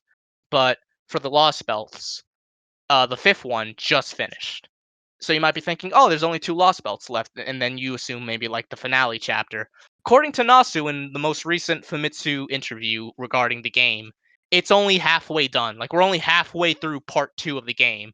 And I'm like, how the fuck are we only halfway through when we just got finished with Lost Belt 5? I guess that means there's going to be like some other chapters unrelated to, well, not unrelated to Lost Belts, but not exactly, Lost Belt 6 and Lost Belt 7 and all that. So I don't know how that's going to work. Maybe some of them will be events, but yeah. But I mean, I guess to put it succinctly, story-wise, the game was just absolute dog shit for a while. But once we reached Camelot, it really just became a hell of a lot better. I really ended up growing to like a lot of the stories and characters that the game has provided thus far. That is, when it comes to this game, I can tell you right now, that is basically the big reason I still play it, is for the writing, because it is pretty good for a mobile game. I don't think it beats out, like regular Type Moon stuff, like an actual visual novel, but for a mobile game, I am actually pretty impressed with how the writing is and how the story goes. And I got to give credit to them. As the story progresses, they definitely put in more production value as it goes on. Like, you compare the tutorial chapter to Lost Belt 1, where they get like uh this a lot of really well crafted music to play during key moments. You get a lot of CGs or computer graphics, sort of like a VN. You get a lot more monologuing and such from characters, because for a while that just wasn't a thing, and that felt so odd, because monologuing and seeing a character's inner thoughts was just such a core fundamental aspect of not even just Type Moon visual novels, but visual novels in general. Seeing how the characters tick and think. So, they've really, done a good job at improving the story and really shifted things into high gear once Camelot came in. There's a lot of like great characters there that I view are very well done additions to this whole Nasuverse, if you will. I love Romani, I love Mashu, as Lawrence calls her. I really like Da Vinci. I'm not super crazy over the lolly version, but I like regular Da Vinci. I know Lawrence will kill me for saying that, but You're walking on thin ice, Estrella. yeah, okay. But bitch. But and there's a lot of really cool servants that they've added that I've been a big fan of too. I really like Mozart. I really like Salieri. They were especially really well done additions. I like Sherlock Holmes. I like Moriarty. Moriarty especially is really cool. That's one of the big reasons why I liked Shinjuku, because he was one of the main characters in that chapter. I really like Bedivere. Like I can go on, but there are a lot of really cool characters and servants in here that I think are are nice additions to this gigantic fucking Nasuverse we have going on.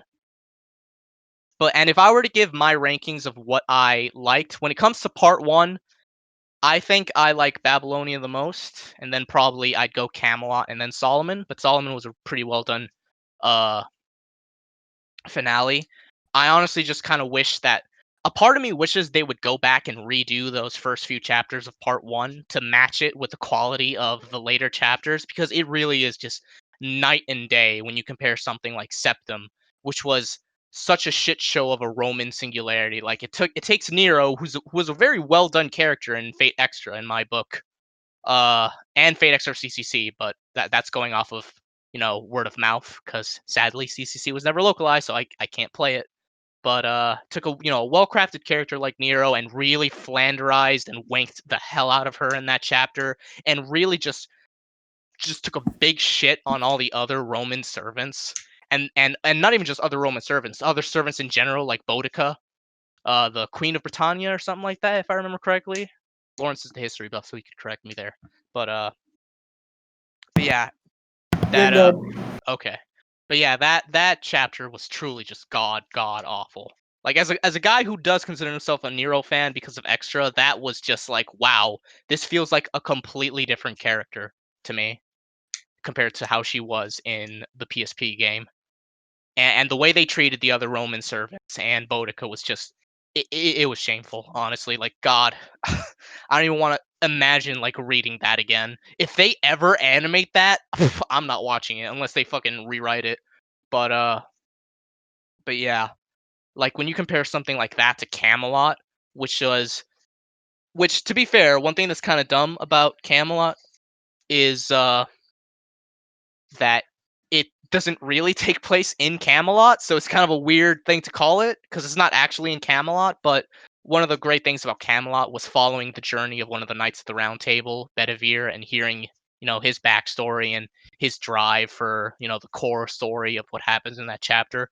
Really, really cool. You get a lot of character development for some of the Hassans in the game. Some of the assassin class servants, and you get a ton of really cool characterization for a 1-star archer, which is pretty funny because bronze servant and all that, but he is very useful in the game because he's basically a farming god because he kills himself with his NP, which you might think is really dumb, but it actually really helps out because you can essentially kill him, but he takes out an entire wave of enemies, and then a person from your back row comes in and can fight in his place because you can bring in 6 servants. Well, you could bring in 5 of your own servants, and the 6th servant is a support servant from like your friends list, for example. So yeah, very useful unit and very cool character. Got a lot of cool characterization in Camelot that I can't wait to see animated because Camelot is getting 2 movies as an adaptation. I really hope those turn out well. But yeah, story wise, the games are really cool. And gameplay wise, I mean, it's all right, honestly. Like, I'm not super crazy about it for the most part because the game is just such a grind. It is very grindy, but I will give it credit. There are once the game, because Camelot was the tipping point not only for the story but also gameplay wise, because pre-Camelot the game was a joke. Like, it was easy as shit. You didn't really even have to think about anything about your team composition, skills, and whatnot. You could basically just bring in a berserker and just press red all the time. Like, just keep tapping Buster and you'll win. Like, the game was just not hard at all. But then Camelot comes in, and it has these pretty interesting bosses like Gawain. Gawain is touted as the difficulty spike of the game. Because if you do not come in with a strategy and with, leveled up servants and leveled up skills on those servants and an idea of how to take them down, you're just gonna lose. And you're gonna lose quickly too. And I think that's kind of new. I think that's kind of neat because, prior to that, the game is such a joke. So, I will give credit gameplay wise. I think the game does have a lot of cool bosses and challenge quests because each event in the game, which I'll get to later, has a thing called a challenge quest that you can do once you finish with the main story of that event, which is, a very difficult fight that has some gimmicks and stuff to it that you have to think around and plan ahead. So, on that aspect, I think the game is pretty well designed gameplay wise, but outside of that, it's basically farming, and there's a lot to farm because when it comes to the servants themselves, there's 1 stars, 2 stars, 3 stars, 4 stars, and 5 stars. And the 1 stars have a max level cap of 60 once you ascend them. For 2 stars, it's 65, 3 stars, it's 70, 4 stars, it's 80, and 5 stars, it's 90. And the higher the rarity, the more resources it takes, because there's a resource in the game called QP, which is basically like... this is kind of a pointless addition in my book, because you use things called materials to upgrade skills and ascend your servants so that their level cap rises to what should be their max level cap. And that makes sense, like, oh, I need 5 bones to ascend this 1-star assassin. All right, that makes sense. But then I also need a thing called QP, which is literally just sort of like, it's basically a second set of things, a second thing you need to grind for. It's like, oh, you also need 900,000 QP to ascend this guy. It doesn't cost that much for a 1-star, but just, throwing out a random number. And yeah, that's another thing you kind of have to farm. I don't even know how to describe it. It's literally just like a number that you need to like do anything in the game. But yeah, the game is basically a big grind, and it's I mean, well, go ahead. I remember every time that we're like, I'm also just giving you a chance to like drink some water or something while I speak. But yeah, I was like, I remember every single time that like we talk or we get on like a podcast or something, you're like, oh yeah, I'm just grinding on Vico, and I'm like, oh my god, the amount of grinding. I mean, it never ends. Now, to be fair, it doesn't. This is the normal. This is normal for mobile games. Like, it's like all these mobages are basically a huge grind, Right. especially if you have a lot of units that you really like and you want to level. I think also something I find interesting about the entire game is that like you and I have talked about this, but like the history context to it is really cool. We're like, and that's when I was able to watch Amadeus also, because of like there was that the wolf, the Oh right, I love that movie. Amadeus. yeah, Wolfgang was on there. Well, yeah, I mean, yeah, that's his Salieri, first name. Wolfgang well, Amadeus Mozart. no. I mean, in the actual Fake Go, right? Oh Like, yeah. Mozart is a Mozart's one-star caster in the game. I mean, also like Da Vinci also is in there. I mean, we talked about the Salem witch trials is on there. Yeah. I find that really cool. I just think that reimagining historical characters, like, I mean, the entire concept of Fate is that it recreates mythological and also Historical figures. Historical figures as anime or Japanese looking characters. I was gonna say anime waifus, but like not all of them. I mean, they don't all look Japanese. Yeah.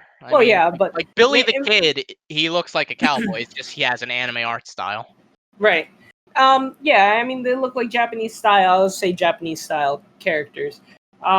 Just because it's really cool. Like King Arthur, of course, Nero Claudius. I'm just gonna list as many as I can. Ivan the Terrible, Salieri. Salieri. Julius Caesar, who is a fat man in this game. I don't know why, but he is. Thomas Edison, right? Did you say? Yeah, he's a lion in this game. Yeah. I'm like, why? Lore-wise, it's because he's essentially all the presidents of the United States rolled in one, but he's primarily Edison, I think, something like that. But yeah, he has a line for a head, so take that as you will. Ray, if you want to look up how he looks, be my guest and get ready for a laugh. But yeah, that design is real. I'm like, let's see, the presidents also, they did them in most of a good chunk of them, right? No. Well, that's what Thomas Edison is. He's essentially like an amalgamation of most U.S. presidents. Oh, okay. Well, so they did the Wizard of Menlo Park. Did they do? They have Tesla. Nikola Tesla is in there. Yeah, there you go. And that's Nikola Tesla. Did they do Benjamin Franklin? No. Okay. He's probably just a part of Edison. They put him into Thomas Edison. Well, this game does not do American historical figures very well, and I'm not surprised because it's a Japanese game. But yeah, because Japan sees America as just fucking very centric people that probably all voted for Trump, even though that's obviously not true. So yeah, I think also it's not the best when it comes to the American servants. There's also not many American servants to begin with, but yeah. You and I have also spoken, and they also put a bunch of Egyptian characters, Cleopatra. Oh yeah, I think those were actually handled really well. I mean, the Babylonia arc has a lot of for Thomas Edison, and yeah, look at the lion head, and he has the body of Thanos, and the suit looks like an amalgamation of Captain Marvel and All Might. Yeah, he looks crazy, right? He's interesting. Not many people have him, by the way. Though. Yeah, not many people have him. He's like one of the... So he's a 4-star, so he shouldn't be that rare, but he's not that popular, so you rarely ever see him on support list. I don't have him, and when I go to my support list, when I go to do a quest, I hardly ever see him show up. So yeah, like he's one of the rarest servants in the game for sure. Like I'm sure he has his fans, absolutely, but yeah, I hardly ever see the guy in the game. Same with Christopher Columbus. He's in the game as well. Oh yeah, there you go, Christopher Columbus. He I've never seen him. Like I've just straight up never bird, seen him. Right? I've seen what? What? Maybe I'm thinking never mind. I'm thinking of somebody else. He's a bird? I thought it was like a giant like eagle kind of thing. No. Why? Why did you think that? I think I was thinking of who's I thinking of? Let me see if I don't know if there's any character in this game that's just a bird. Oh right. Now I remember what Christopher Columbus looked like, a giant fucking mouth. Right, got it. Yeah. Let me think. I think maybe I was thinking somebody else. Let me see who. But yeah, Edison, I've seen maybe like once or twice on my support list, and I'm like, holy shit, someone slotted Edison for their caster, for their support caster. That's wild. But when it comes to Christopher Columbus, who's a 3-star rider, I've legit never seen him. He's just never shown up. I honestly kind of want him just to say I have him. Like, I don't even care if I get him to NP5. I just want him. he looks cool. It's like I have one of the rare servants in the game, Columbus. Oh my Because god. he's not that- popular at all. But yeah, Yeah. truth be told, one of the go ahead. Yeah, I was gonna say that also, like, they do represent a lot of like really cool characters. I mean, Gilgamesh, fucking like he's should come right. I can't believe I didn't even think of him right out the gate. Yeah, Gilgamesh from is the Epic of Gilgamesh. Yeah. right, and I mean also like there were a bunch of people even during like the Crusades, like the assassins and um Sir Lancelot too. Yeah. Yeah, you got Sir Lancelot.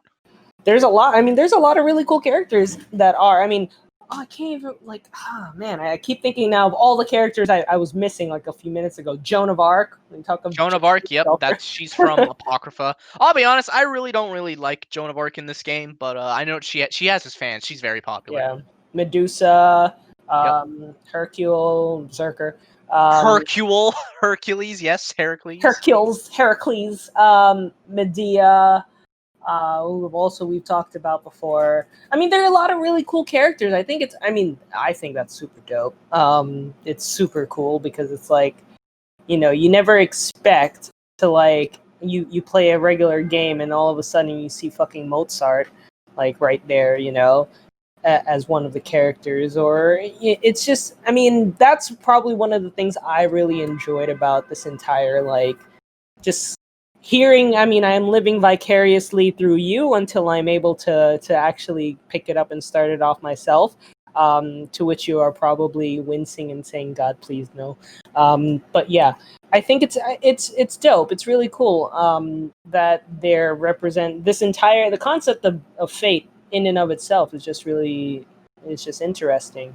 Yeah. Now, granted, Grand Order is very different to like Stay Night and Zero and all that, because Stay Night and Zero and some of the other spin-offs or They're very stuff. story driven. Well, I mean, all the Fate stuff is pretty Yeah, story yeah. driven. It's just that, you know, stuff like Stay Night and Zero is Like they're centered focused. around the Holy Grail War system. Yeah, they're For, you centered. know, They're centered around around that. that story, and they don't really get to like branch out into other stuff like the Lost Belts do. Well, yeah, because Grand Order's fucking crazy. It's very different from Stay Night. Like, I'll say this: if you're ever interested in trying Grand Order, like, don't expect something like Stay Night Zero. Like, hell, don't even expect something like Extra or Apocrypha. Honestly, it's very different. But And yeah, Astolfo, you said, was actually a jester, right? Astolfo, Yeah. he's a writer. No, I mean like in the actual like in real life. I don't know.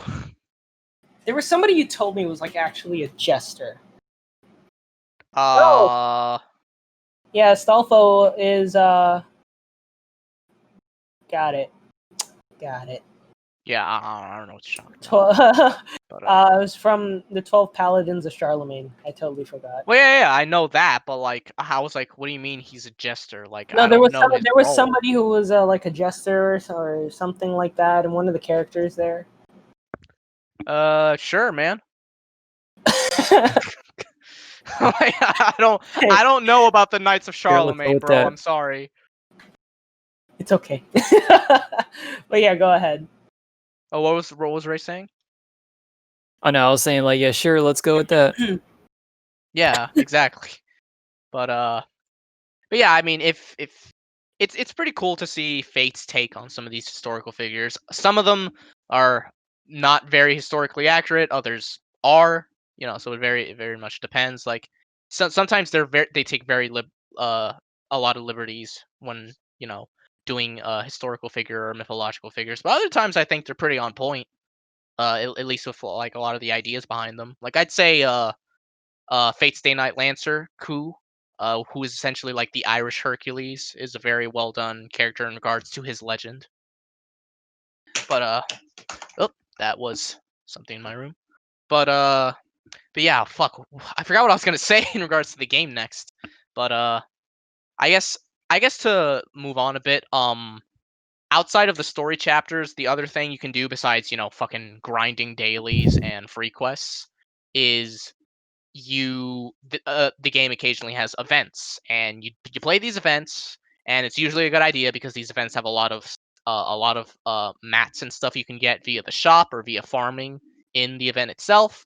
Some of the events can vary in quality, like just like the early story chapters. Early events were just god awful, like barely anything there in terms of story, but also just way too grindy, like grindier than normal at least. The pinnacle of that is the Journey to the West event. That event was just shit. I hated playing every second of it because they took the grinding to a whole new level there. Saber Wars is like a very close second. I also did not like that event at all. But lately the events have been a lot better. The current event in the North American server, actually, Summer 3, it's also like insanely grindy, but at the very least it is kind of amusing because most summer events, I mean all summer events in this game are very, comedic and jokey and not all that serious. There are some serious events. In fact, there's one event for the Fate Extra CCC in the game that is basically like canon to the main storyline. Like it's considered part of part 1.5 Epic of Remnant, which I criticize to a degree because I'm like, I hear CCC event in this game is great. I haven't played it yet because I missed it because I just wasn't able to play it when I started because you had to get to a certain point in the story to be able to play it, and I just was not going to catch up in time. So I was just like, all right, I'll wait for the rerun. And I hear that the event story is great, but I really question why this was not just made a main story chapter so that it's available all the time. But we can get into like one of my many criticisms of the game later. But yeah, some events are very jokey, some events are very serious. Summer 3 in NA right now is very jokey, like all the other summer events, and it's insanely grindy, but at the very least, there's a lot of good rewards here. Like, you get 2 holy grails, you get a ton of apples, you get a ton of mats, you get like so many craft essences that you can max limit break from the event itself. You get a really good welfare servant because a lot of events also come with a free 4-star. And if you play the event and you complete everything in the event, you're able to ascend them all the way to their max level of 80 and get their Noble Phantasm to max level. Because besides leveling skills, you can also level a servant's Noble Phantasm, and it's very simple on how to do this. You literally just need multiple copies of the servant. So if you have, say, 5 copies of Ku, then you essentially have them at NP5. You essentially burn the other 4 copies into the first one, and his Noble Phantasm goes from level 1 to 5. And that's how it works. And obviously, the higher the level, the more effective the Noble Phantasm is. I'll say right now though, when it comes to 1, 2, and 3-star servants, yeah, you really want them at NP5. Like I wouldn't even bother using them if they're not at NP5 personally. But 4 and 5 stars, you might want to be content with just like NP2. With 4 stars, I'd say like if they're like a favorite character of yours, definitely go for like NP2. I would say because the jump from NP1 to NP2 is the most substantial. After that, it's not as substantial, but obviously, NP5 is still really good. But yeah, for like 4 stars, definitely try and get NP2. For 5 stars, they're so hard to get and so rare in the gacha that honestly, like, I'm fine if I only get them at NP1, although I have occasionally gotten some of them at NP5. I have Saber at NP2 because she spooked me twice when I was rolling for another Saber. Did not appreciate that as much as I love her because I was trying to go for the other ones. But it is what it is. I still love She you, Saber. spooked you. Well, that's the term. That's the Mobish term. It's like you were trying to go for this one character, but this other character showed up instead. Well, Because in terms of like grabbing servants from the gacha, there's servants that are just available all the time, no matter what, and that's the same for 3, 4, and 5 stars. Like there are some 3, 4, and 5 stars that are just available all the time. There's some servants that are limited, as in they only show up when a banner that features them is available for you to roll on. And that is typically for 4 and 5 stars. Although there are 2 limited 3 stars, which is a stupid idea in my book. I don't think 3 stars should be limited. Hell, I don't even like it when 3 stars are story locked, because yes, outside of the general pool and the limited pool, there's also story locked servants. And what that is that outside of like the banner gotchas, there's the story gotcha that you can try and roll on for story story locked servants, like say Bedivere, who's a 3-star saber, a really good 3-star saber. And I don't like story locked because rolling the story gotcha is just generally not the best idea. I mean, it's all right when like you first start out, maybe like to do like maybe a few rolls in it, especially if you like play up to Camelot. Like I think at that point, because I will say this: if you do want to try out the game, you can straight up play all of part 1 with just a friend's maxed out Herc, because Herc is a boss in that game, especially with his Bond CE, because he has so much survivability, and he's a berserker, and berserkers deal damage against effective damage against every class. Yeah, I guess I should have mentioned that earlier. You guys know what Fire Emblem is, right? And how there's like a weapons triangle, like swords beat Never heard of Fire Emblem.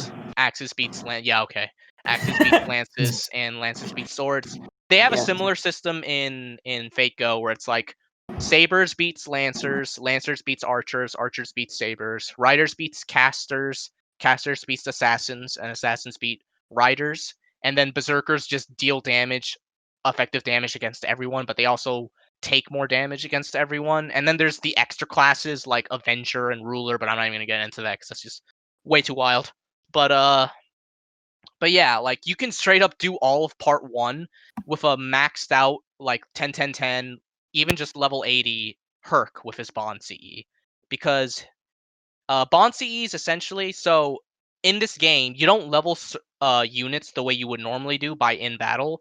In a battle, they gain Bond level, which doesn't do much outside of unlock more of their profile for you to read.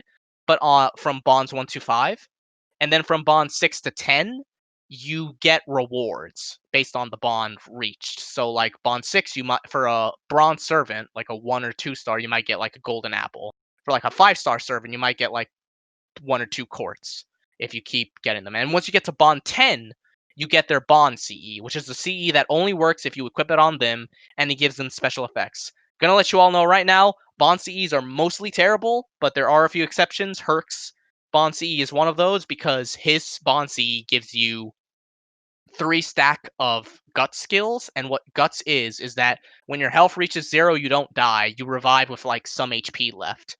And Herc is a berserker that has an evasion skill and a regular guts skill, so you have a lot of survivability there when you have Herc skills, his Bond CE, maybe like an evasion or a guts from your Mystic Code.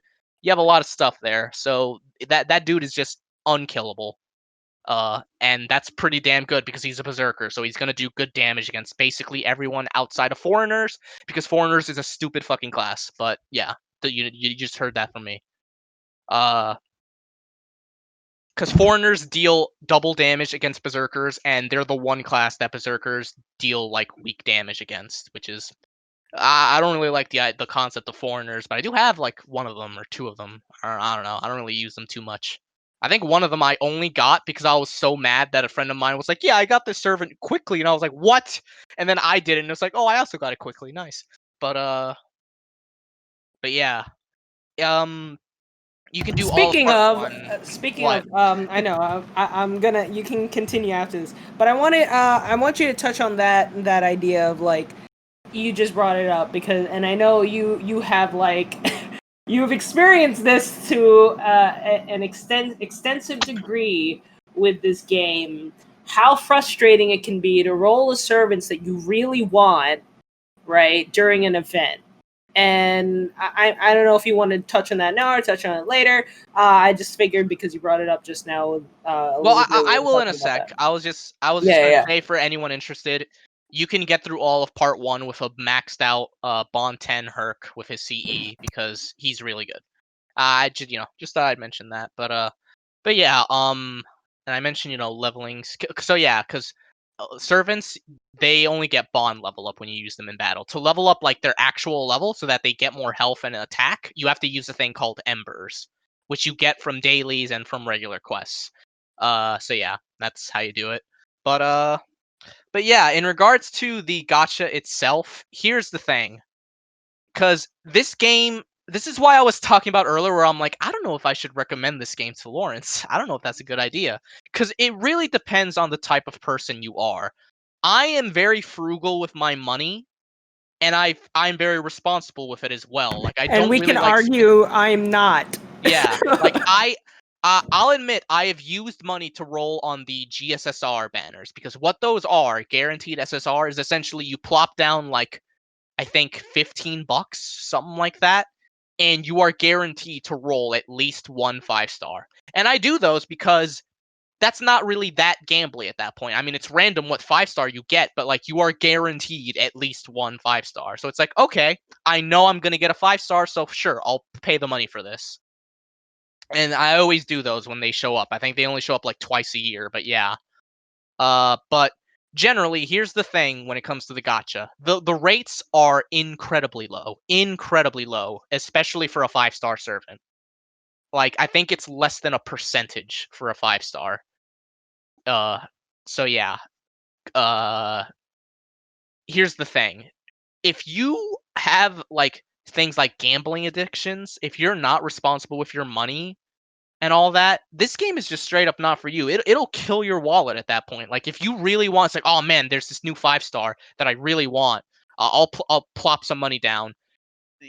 Be forewarned. Like, you could very easily lose all that money, because gacha games, while they're not exactly gambling, they're very similar. And that's why I never recommend games like this to people with gambling addictions, because it's just not healthy for them. Me, I'm very responsible with my money, and I'm very frugal with my money to begin with, so I don't mind playing a game like this. I'm mostly playing for the story anyway, like I said. But with someone like Lawrence, I have to tell him, it's like, you have to be careful, because it's like we joked about earlier. I need to forewarn to the audience. Forewarn. I need to remind the audience I do not have a gambling addiction, but I do have problems with my money. Yeah. So it's like, honestly, like, if you feel like you'd get sucked in and you'd spend way too much money on this game, I'd say avoid it at all costs. Honestly, like, as much as you might be interested in the story, I'd say no. You have to be responsible. If you want to do the story, I mean, fuck, just watch the story on YouTube or something at that point. But cuz yeah, it's not for you at that point. And I'll say this, to give compliment, despite the low rates, one of the good things about the game is that you can actually play the entire game, like story, events, challenge quest, with 1, 2, and 3-star servants. Like, you can do the entire game with 1 to 3-star servants, because there are some 3-star servants that you are guaranteed to get to NP5, and you're always going to get them eventually. So some of them might just hate you and not want to show up, like Medea for me. For whatever reason, she took forever to show up, even though she's just a 3-star caster, and I'm like, baby, please. I need you. Just show up already. I don't know why it takes so long to get her, but it took me forever. But yeah, like, 1 to 3-star servants are, you can beat all of the game with it. And I think that's really cool. Like, there's very little power creep in this game.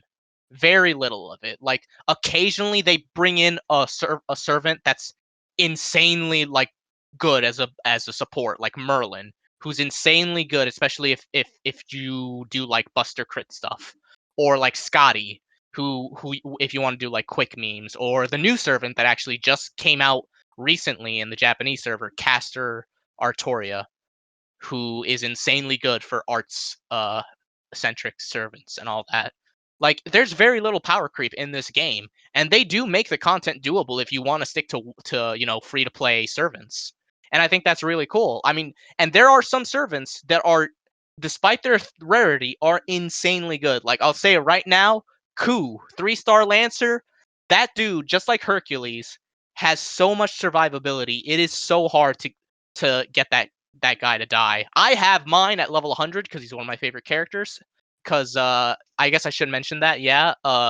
You know, each servant's rarity has a base level cap of like 70 for a 3-star once you max ascend them. But with the grails you get from the story and events and stuff, you can increase that level all the way to 100, and I did that for Ku because I really like him. But like Ku, for example, insanely good 3-star Lancer because he has so much survivability. He actually recently got a buff in Japan, if you can believe it. So he also gets like an attack buff depending on how low his health is. So that's pretty crazy. There's like, Robin Hood, 3-star archer. His normal card damage just from his command cards is not that great, but his NP hits like a truck. Like if you have to poison the enemy for it to do a lot of damage, but it's not that hard to make sure the poison lands. And if the poison lands, your NP is just going to do an insane amount of damage, especially if you buff it like, with an art up or attack up and stuff like that, NP up. Like there's Ushi, 3-star rider, one of the best riders in the game even now, I'd say, for like free to play stuff, because her NP hits insanely hard. She helps the entire team get NP gain. She ups the entire team's attack. She has an evasion skill, so she can evade an NP if it comes your way. There's so many like servants you can beat the game with that are completely free, which I think is really good for a game like this. And that's basically how I operate. I absolutely go for 4 or 5-star servants that I really want when they're on a banner. And sometimes I get them, sometimes I don't. For the most part, when I don't get them, I don't get too upset because I still have plenty of favorites and I still have plenty of servants that are going to be able to beat all of the game's content for me. But if you're the type of guy that really just needs those high rarity servants and you don't get them and you're like, fuck it, I guess I'll start spending some money to try and get them, then yeah, just stay away at that point. And even if you're not willing to spend money, if you're the type of guy where it's like, if I can't get my favorites, I don't want to play the game. I'd say if your favorites are high rarity servants, like 4 and 5 stars, you might not want to play this game, because I'll tell you right now, there have been like 2 or 3 times where I tried to roll for Nero Bride, and each time I failed. I still don't have her, despite really wanting her. And I know for some people that might be like, I quit. Like, I can't pull any of my favorites. For me, it's like, I don't care too much because I still have plenty of other favorites, and I'm still able to play the game and beat all the content and read the story and so on and so forth. So yeah, it really depends, honestly, on just the type of person you are, whether you should play this game or not. I don't know how you guys feel in regards to all that, but yeah. He's not a bad friend. He's not a bad friend, I promise. I still plan to play it. I do want to make it clear that when I played Azur Lane, with the mindset like, yeah, this is a gacha game, similar in nature to Fate Go, I did not spend a single dollar. Maybe like $5. That's it. I didn't really spend too much because, first off, I didn't really know the characters as well. So I didn't really feel the need to I'm going to shell out $100 for the fucking Titanic. I mean, by the way, the Titanic is a boat in the game. I do need to preface that. Yes. But I would never do that. I feel like for Fate Go, since I do have a lot of like waifus and characters that I'm interested in. I feel like I probably won't be reckless. As long as somebody's there to tell me maybe don't or something like that. I don't foresee myself being that kind of way, because I think I didn't even spend that much on Fire Emblem, really. Except for that one day when I really wanted Swimsuit Korin, but I was at a convention. I do want to argue I was at a convention that week, so I did have the money to burn at the time, but would not do that now, just saying. By the way, I never got Swimsuit Korin. I'm still sad. But yes, I should probably check out which servants I got. I'll check it out in a bit. Wait, you downloaded the game? I'm gonna download it again on my iPad. You have it though on your phone? Fire Emblem, yeah. Oh, I thought you were talking about Fate Go because you said servants. No, well, kind of servants there too. I mean, I usually consider Fire Emblem characters like units. Really, yeah. That's what I usually say. I should re-download the game on my iPad, because the only reason I took it off my phone, besides the fact that I'm not playing it, is because it takes up like 1 or 2 gigabytes of space, and my phone is already like a potato at this point. So I really should, like, I usually download all of the apps that I need and games and stuff like that on my iPad, like the ones that I can afford to just have them at home, and all the necessities on my phone. But yeah, it's interesting. But I know there are lots of people. For example, that one person we always bring up, that when we were playing Town of Salem, who literally lost everything. Um, you remember that because he was talking particularly to Eric. He was like, "You're a Jolter fan too." I remember that. Yep. and then like you guys were talking about how if he rolled Jolter, and he's like, No, I lost everything. everything. And he Like, never heard from him ever again. Yeah, he didn't say anything after that, and I'm like, oh god. I'm not laughing at a situation. I'm just laughing at how like we were just talking about how people will give up everything, and we have experienced it right in front of our faces. Somebody who pretty much has lost everything because they wanted a high quality PNG of their waifu. Yeah, which you can't get on the internet. It's all those PNGs are available on the internet, just to note. But They extract that, you know. yeah, they always do. Like, just check the wiki, bro, and you'll have all those sexy pings that you love. But yeah, I mean, I just wanted to talk about that in regards to the gacha itself. In regards to complaints I have with the game, because it is far from perfect even after all the updates and patches that the game has had. Uh, I'll tell you right now, there's like a few big things I really want to see the game do. One, I want to be able to replay story fights and boss fights and challenge quests in general. I really dislike that you have this big epic battle with like Gawain in Camelot, Sir Gawain from the Knights of the Round. And after you beat him, the 2 or 3 times you fight him in that chapter, you can't fight him ever again until like an anniversary. And that's well, if an anniversary, because anniversary events in this game, they do this thing called memorial quests, where they pick and choose certain boss fights from each chapter for you to replay. And if you replay them, you get like a summon ticket and all that, which is like a summon ticket in a quartz is how you roll the gacha. But but yeah, these memorial stages are like your only chance of maybe being able to replay your favorite boss fights. And I think that's really dumb. I feel like you should just let the player replay certain boss fights that they really want to whenever they want. Like this is a normal thing for games to have story replay, it boggles in my mind that it's still not a feature. I also want just in general like different like things to do in the game. Now, granted, I'll be honest, one of the things I actually do like about this game to a degree is that outside of because I know it seems like I've played the game a ton, and I do play the game every day, but here's the thing. If there's no story chapter or event going on, all I literally do, if there's nothing going on, I log in, I use my AP, and then I log out. And I do that maybe like 2 or 3 times a day. And all that together takes like maybe 10 minutes. So like it can be pretty chill when there's a dead week. Like you don't have to worry about the game at all really at that point. Just go in and use your AP that you get naturally because you get 1 AP uh per like every 5 minutes, You So can yeah, like relax this week. yeah, exactly. And like, and for events, obviously like there are some events where you have to grind and farm and all that. But yeah, outside of events, like it's not that like intensive in terms of like it doesn't feel like a second job like an MMO Right. really if I were to like make a comparison.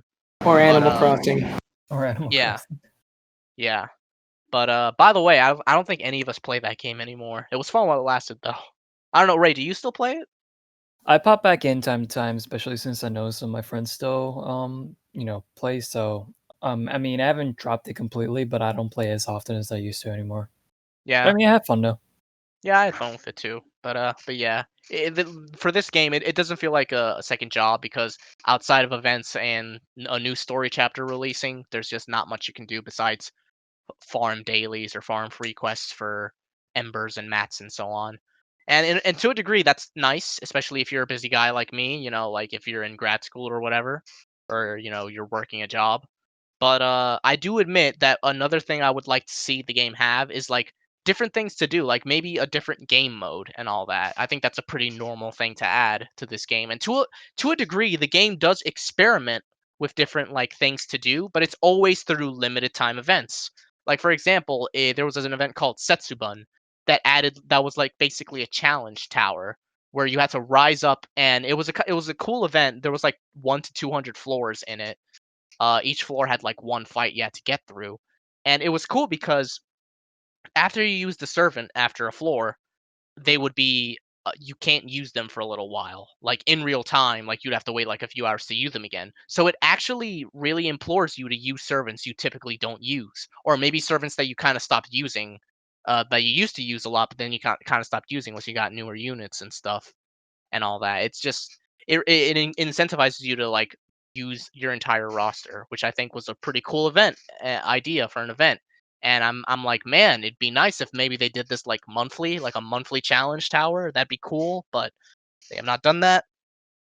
So yeah, I would really like that.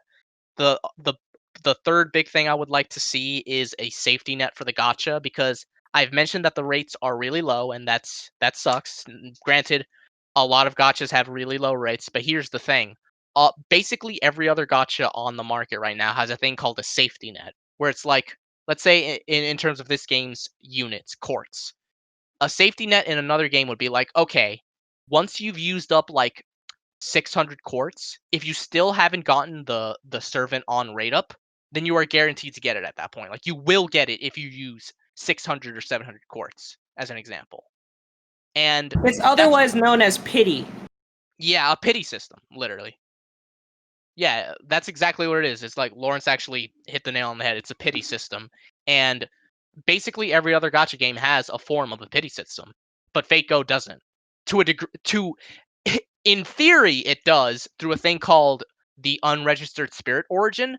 But I'll tell you right now, that is not a real pity system. It is a pity system if you're a guy that spends like thousands of dollars in this game, because the only way to get unregistered spirit origins is to get a 6 copy of a 5-star servant. So like, let's say you have Saber at NP5 and you get another copy of Saber, then you get an unregistered spirit origin at that point. And these things, you need 10 of them to get a servant, a 5-star servant you don't have or that you really want. So let's put this into perspective. The 5-star rates are really bad, and the game's pity system, in massive air quotes there, essentially asks you to get NP 15 of a 5-star servant. That is not happening unless you drop tons of money into this game. Just full stop. It is an excuse of a pity system, and it blows my mind that 5 years later they still haven't added one. It is insane to me. So yeah, I don't know what the fuck they were thinking with that, and I still can't believe that they haven't fixed it at all. Like like JP recently had its 5th anniversary, and I was praying for something like that to be one of the announcements, but nope. It was just a typical anniversary event, basically, where it's like, here are some changes / additions, some quality of life updates. Here's the memorial quest, and here's a bunch of free Saint Quartz. Because I'll be fair, they are generous with SQ, especially during anniversary events. They always give out a lot. And here's the new anniversary servant. Like, here's Caster Artoria on rate up. See if you can get her with, like, the quartz you have saved up currently, as well as the quartz we just gave you and all that. It was a very typical event, and anniversary event, and I was really hoping they would at least announce a pity system, but they did not. This game really needs one. Just that's all I can really say about it.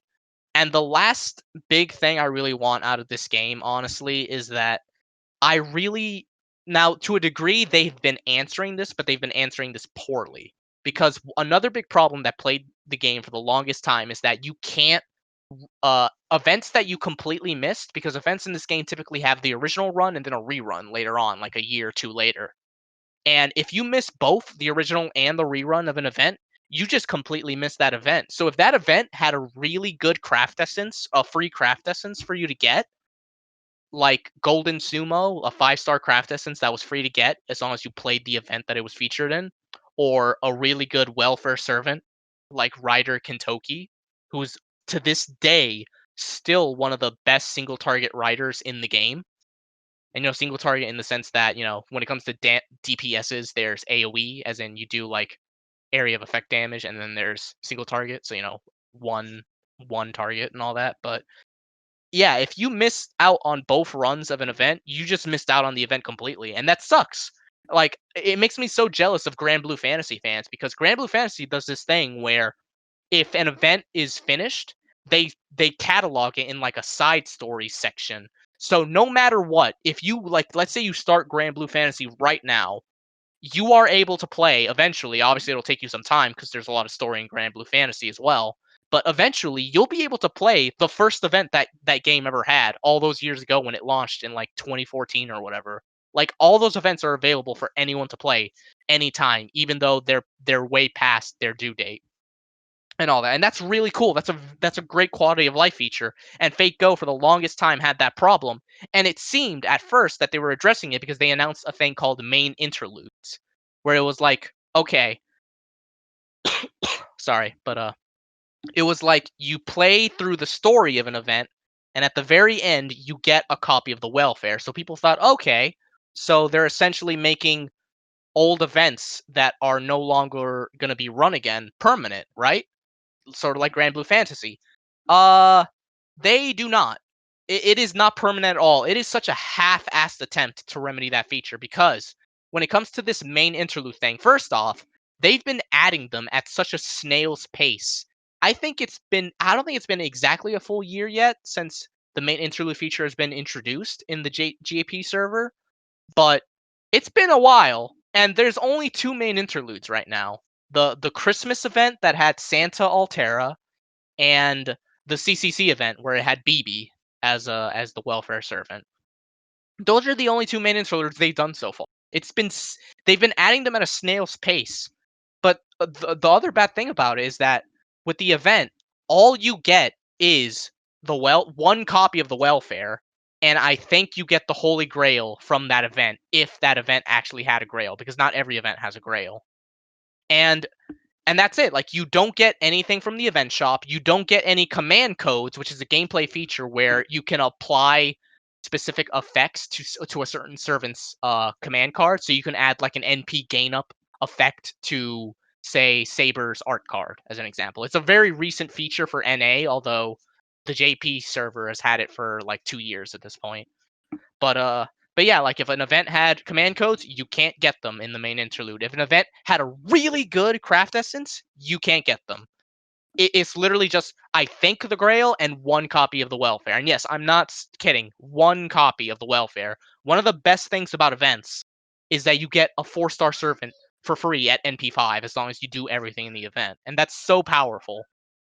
Because 4-star servant, you have higher stats and everything like that. And there are some really good welfare servants, like Ryder Kentoki or Shiki from K&K and all that. And the fact that you can't get them to NP5 is bullshit.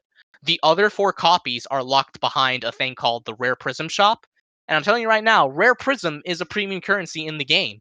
It is not a currency that you are going to be swimming in if you start the game now. It is just not going to be. If you've been playing the game for a long period of time, like I have, then you will eventually start getting Rare Prisms, because they did implement a very good feature where if you get, say, everything a welfare servant NP5 in the original run of an event, in the rerun, starting with like the Christmas Santa Altera event is when this feature will be implemented for NA, like it was for JP. In the rerun, if you already have that welfare servant like maxed out, then you just get Rare Prisms instead. So you get like 5 Rare Prisms from the welfare for the rerun, which is a great feature, admittedly. But here's the thing: for new players, they're generally not going to be able to get Rare Prisms for a while.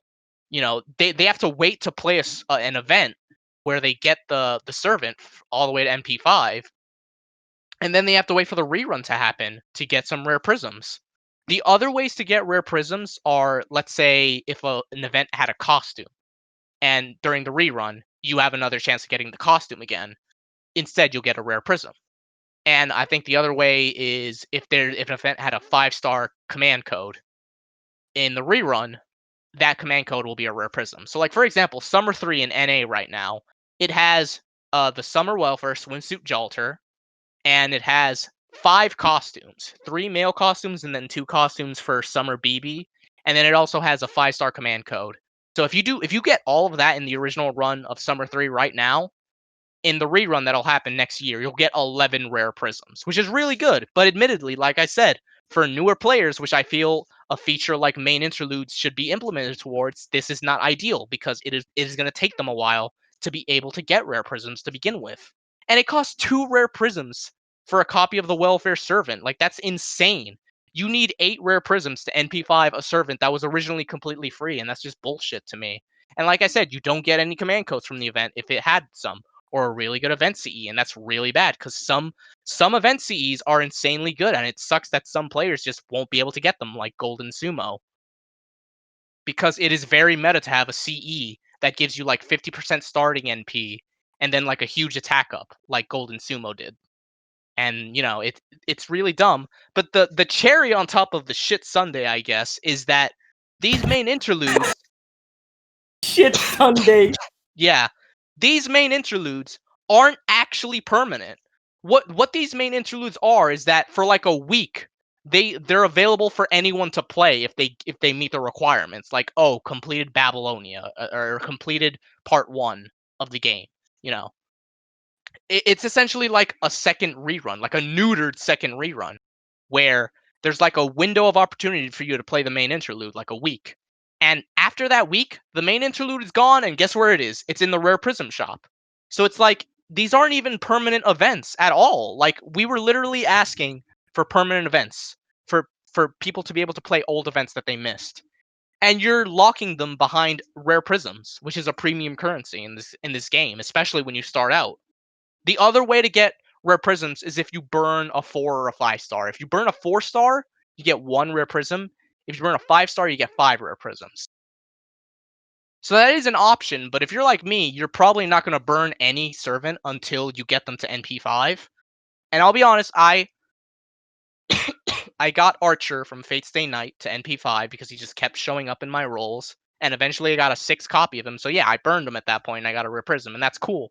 But your mileage may vary there. Obviously, if you maybe don't like the servant, you can burn them and get some rare prisms. I know some people are like that, but just I also know that there are some people that don't burn anyone unless they get them to NP5, like me. So for all intents and purposes, free to play people, rare prisms, you're only really going to be able to get them from events, like how I described earlier, or from the rare times when they give you a rare prism. Because there are going to be points where, like during a campaign, where they're like, log in every day for like 5 days or whatever, and at the end of the campaign, we'll give you a rare prisms. Occasionally, they do something like that as well. But yeah, it's just the whole main interlude thing is it's just a very half-assed attempt at remedying that problem that Fate Go has had, and I'm praying that they retool that system at some point. And a part of me hopes they will, because they retooled command codes, because initially command codes, you needed if you put like a 5-star command code on a servant's card, you would need a thing called a code remover to detach it and be able to attach it to another card. And that kind of sucks because code removers are a limited resource. So if you run out of them, you're just kind of stuck with the command codes you have on your servants. But recently in JP, in the 5th anniversary, they actually just retooled it so that you can just detach and reattach command codes anytime you want.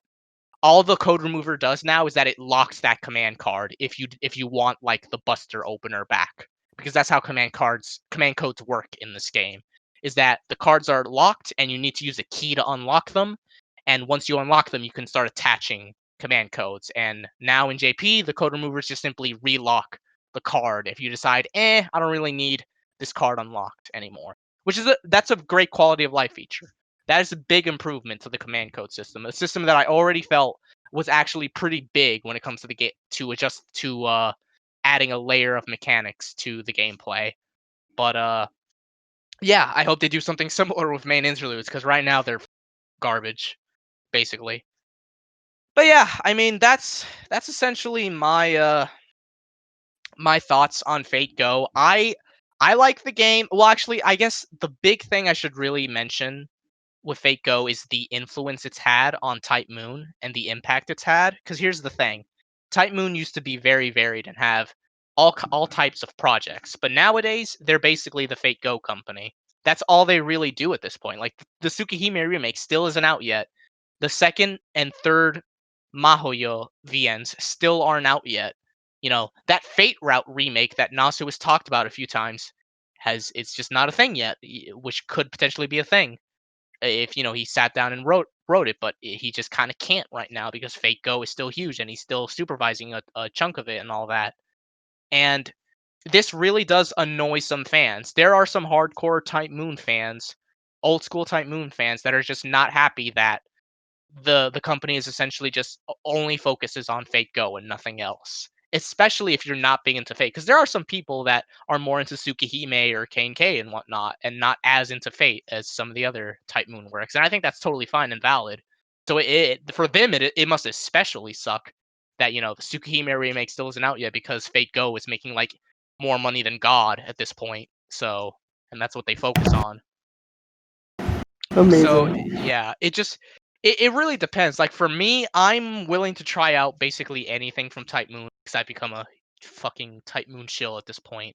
And I ended up liking the game for what it was. If I compare it to something like a VN, I don't think it stacks up.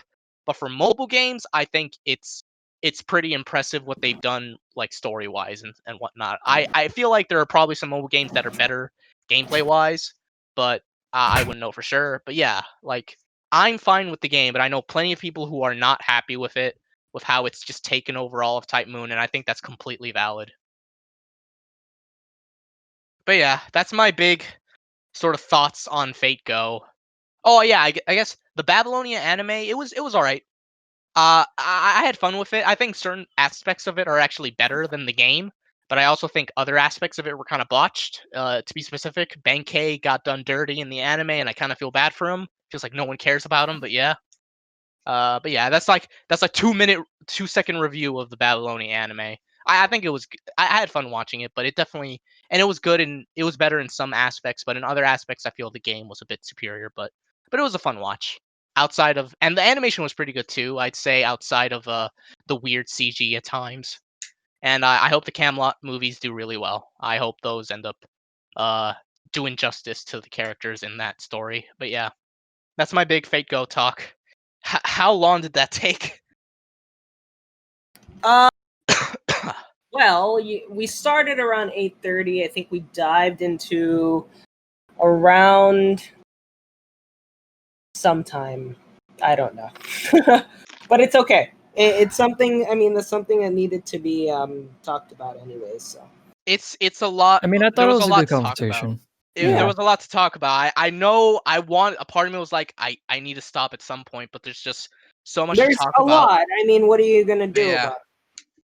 We do have, people who like are into Fate that listen to the podcast time and, once in a while. So I'm sure Yeah. they'll appreciate, what you have to say. I don't think you should hold back on, whatever you need to. Yeah, I mean, yeah, exactly. I also do want to update. I was looking at my catalog of heroes on Fate Go. Sorry, Fate Go. Fire My Emblem. God. So I was freaking out that one time about a 4-star Corrin. I know it's a 4-star. Whoop-de-doo. But the game was apparently really generous while I was away because when I downloaded it was like, here's all these summoning orbs. Here are all these heroes, and here are all these feathers. You can take them all. And then they were like, oh, by the way, we're running a cool summer event where you can get a bunch of 5 stars for free. And they gave me Camila, level 5, focus. They gave me Celica, Oh, nice. Reinhardt, and Hector. Nice. And some guy named Mustafa, who's a level 4. But they gave me a bunch of really cool, I think they're just thanking me. They're like, we begin to worry about you. You've been gone for so long. But here's some 5 stars to make you feel better. But Damn. yeah, I mean, I totally understand. Yeah, you know. I wish Fate Go was as generous as that when it comes to like giving out free servants. Occasionally they give out like a free 4-star ticket, and once they've given out a free 5-star ticket. But yeah, Yeah, it's cool though. I appreciate it. It's nice. You know, it's actually like I dig it. It's cool. I think. It. I think in terms of everything, it's like one of those things that like you want to get involved in, but then like this is really bad for some people. yeah, it Um, really is. Like that's why I and don't recommend it to everyone at all. yeah, and that's why even when I'm like looking at like all these like these events that's going on in particularly Fire Emblem, I'm just like, holy shit, so many good events, but I should not because I'm not, you know, I'm not trying to like lose my mind here, but it's cool though. But yeah, I'm gonna turn off Fire Emblem. But it was cool that like that first off, you were able to kind of give us a huge overview. And I do want to make it clear to everybody that was the short version. I'm not even trying to make it like be funny or anything. There is a lot to it, right? That you need to understand. And so, you really do need to sit down and learn all the stuff. And we just like in a 3-hour podcast or more than 3-hour podcast, almost impossible. But thankfully we have Eric who is really good at like making it as concise as possible, and so we're able to deliver that information to you. On that note, I do want to mention I am looking forward to the Fate Extra remake. From what I saw in the trailers and everything, it looked really cool. Lots of really cool pictures and everything. It looks cool, and I do also hope they're going to come out with that Tsukihime remake at some point, hopefully soon. We can't I was telling Eric this earlier. I was just like, it would be I'm cool back. Sorry, what I miss? if I was ranting. It would be cool if Fate would come out with CCC. That'd be cool, but they won't. We know Well, them. are we talking about Fate Extra now? Yeah. Yes. So right. So for anyone who hasn't heard, Fate Extra, it was announced that there's a What? BB. It was announced. Wait, say that again. What? You cut out. Say it again. So for anyone who doesn't know, Fate Extra, it's been announced that a remake of it is happening by Type Moon's new game studio, Studio BB. Am I okay now? Yeah. Okay. So yeah, Studio BB is working on a remake called Fate Extra Record, and it looks pretty cool so far. The big thing with Fate Extra is that the gameplay is not super great because the combat system is literally rock paper scissors, and you might think it's like, oh, that's just like a generalization, right? It's like, no, it really is rock paper scissors. Like it's attack, guard, and break, and attack beats break, break beats guard, and guard beats attack. It's literally rock paper scissors, and that's the most that's that explains like 90% of the combat system. I mean, you sort of had like the whole Mystic Code thing that Fate Go implemented later on because obviously Fate Extra came first.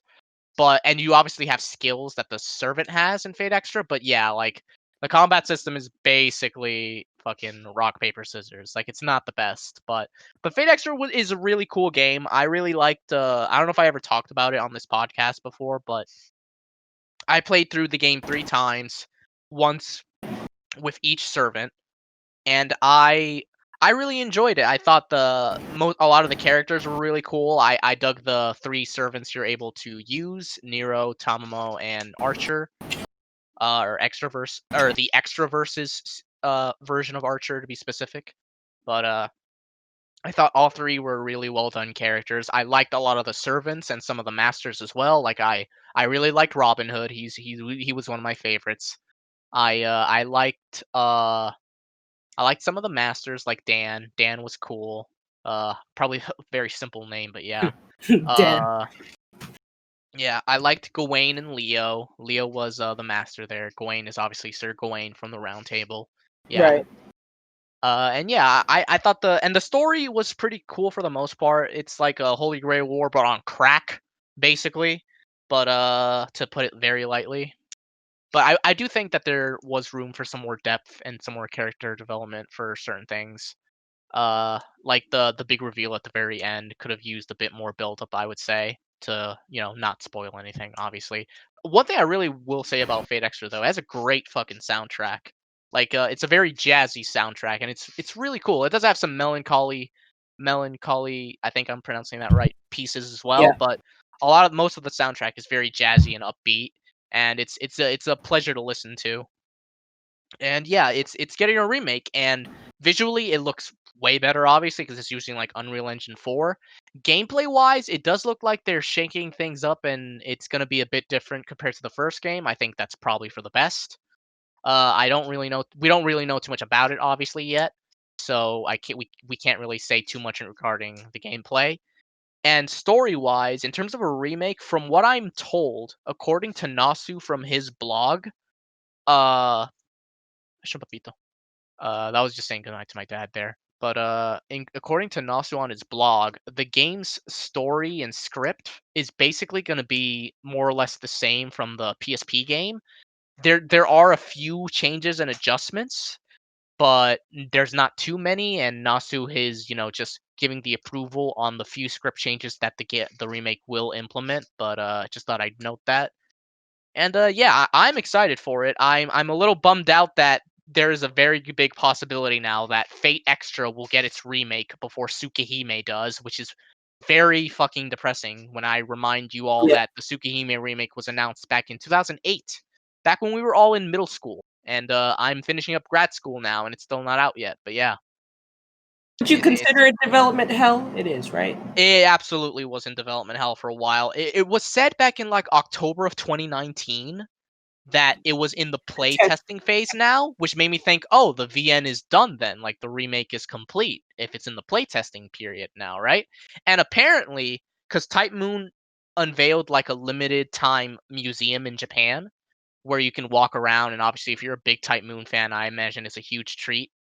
And at the museum, they apparently had some like CGs and some sprites of the Tsukihime remake VN, like visible for people to see. So I assume like there has absolutely been some work on it, and I am praying like this is basically my last hope when it comes to Tsukihime, because Tsukihime is turning 20 years old this year in December 2020. It will be its 20th anniversary because it came out in December 2000. So I am hoping that either a release date is announced on its anniversary, or maybe it just comes out on its anniversary. One or the other. I am fine with either or. I feel like an announcement of the release date is much more likely. But yeah, I am really hoping that something is announced during the Tsukihime's anniversary. And I will also say this: it's like Lawrence mentioned earlier, Fate Extra CCC was the follow-up to Fate Extra, but it was only available in Japan. It was never localized, and a big reason for that is because I mean it was a huge script. It was like a 2013, 2014 PSP game, so there was not much desire to localize such a late gen PSP game, obviously. And the one of the companies behind that game fucking ran out of money, went bankrupt. So the license is all kind of messed up from what I remember. But yeah, Fate Extra CCC was apparently one of the best things Nasu has ever written. It's considered in Japan to be one of the best PSP RPGs ever, which is why I'm like, wow, kind of sucks that we never got that. And the Studio BB has mentioned that there is desire to remake CCC. And that gives me some hope because this Fate Extra remake, of the original, it is absolutely getting localized. Like there's just no question about it. The website has an English option. Why would they have that there if it wasn't getting localized and released to the West? Like, it is absolutely, and I imagine it's coming out on PS4, Switch, and PC. I don't know what version I'll get, but I do know I will absolutely be picking that up day one. Hell, I might even swing for like a collector's edition if that's available and if I have the money for it. But yeah, the Fate Extra remake is absolutely getting released in the West, and I imagine if a CCC remake happens afterwards, that will also get localized to the West. I mean, it'd be wild if it wasn't, considering they're absolutely localizing this. And I guess I should also mention there is a fan translation project for the CCC, but it's moving at such a snail's pace. We have no clue when it's going to finish. If it does finish before a CCC remake, though, I will absolutely fucking play it. Before, yeah, because I mean, I want to play it. Like, CCC sounds so cool. Like the Gilgamesh route, especially in that game, because that was his introduction to the extraverse side of things. And I really want to play the Gilgamesh route really badly. I know, like, when it comes to the translated portions of the game that we have, basically the entirety of Gilgamesh's route is translated, but I want to play it for myself. Honestly, I'd rather do that than watch a playthrough of it. So yeah, either way, I'm really excited for the Fate Extra remake. I really enjoyed the game despite all its flaws. Like, there's jank to it, and there are absolutely some big flaws to it. But it's one of those games where, despite all its flaws, you really enjoy it, and that's definitely one of those games for me. I can't wait to jump back in and see Nero not flanderized like she is in Fate Go. That'll be great. See Tomomo not flanderized either. That'll also be really good. Seeing that really awesome Unlimited Blade Works chant will be great too as Archer. So I'm excited, and the possibility of a CCC remake is super exciting. Right. Well, that's really cool. I mean, like, yeah, I was just saying because I was just like, well, that would be a missed opportunity if they don't go ahead and try and capitalize on that, even a little bit. Just like, it would be really nice. I've never played a single Fate game, right? But I don't want to see something like that just kind of like, disappear a little bit, I guess. Because it would be that would be really depressing. And I think that people need to, people need to enjoy it. Fate is one of those series that has been like, coming in and out of being like popular, right? And so I feel like a lot of people would want to experience as much of it as possible. For example, you, right? You want to, like, you're diving deeper and deeper into Type Moon Hell, right? And so if further that's my message on Fate Go.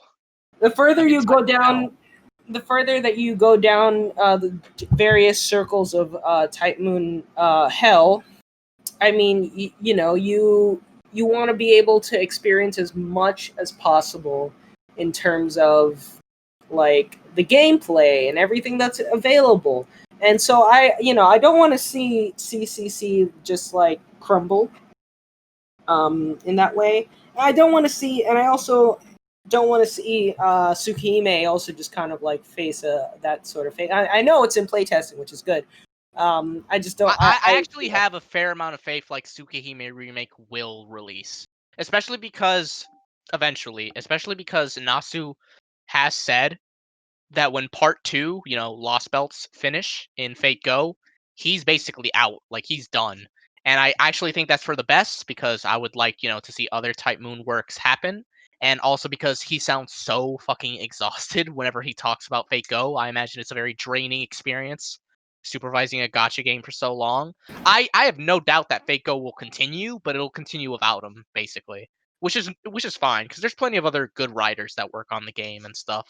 So I'm all for like Nasu dipping after Fate Go Part 2 ends, and then it continues on with like some supervisions he left. Like maybe Part 3 is very different, and it follows a different cast, and there's like the other main writers of the game basically pull in the reins and only really just sort of follow like his guidelines for a Part 3 when it happens, because it absolutely will happen. Like when Nasu's probably gonna leave Fate Go after Part 2 ends. But considering how profitable the game is, there's no doubt in my mind that it's still going to continue after Part 2 ends. Of course. It might happen with a different cast, but it'll absolutely continue for sure. So yeah, I think that'll. I do have faith that the Tsukihime remake will happen.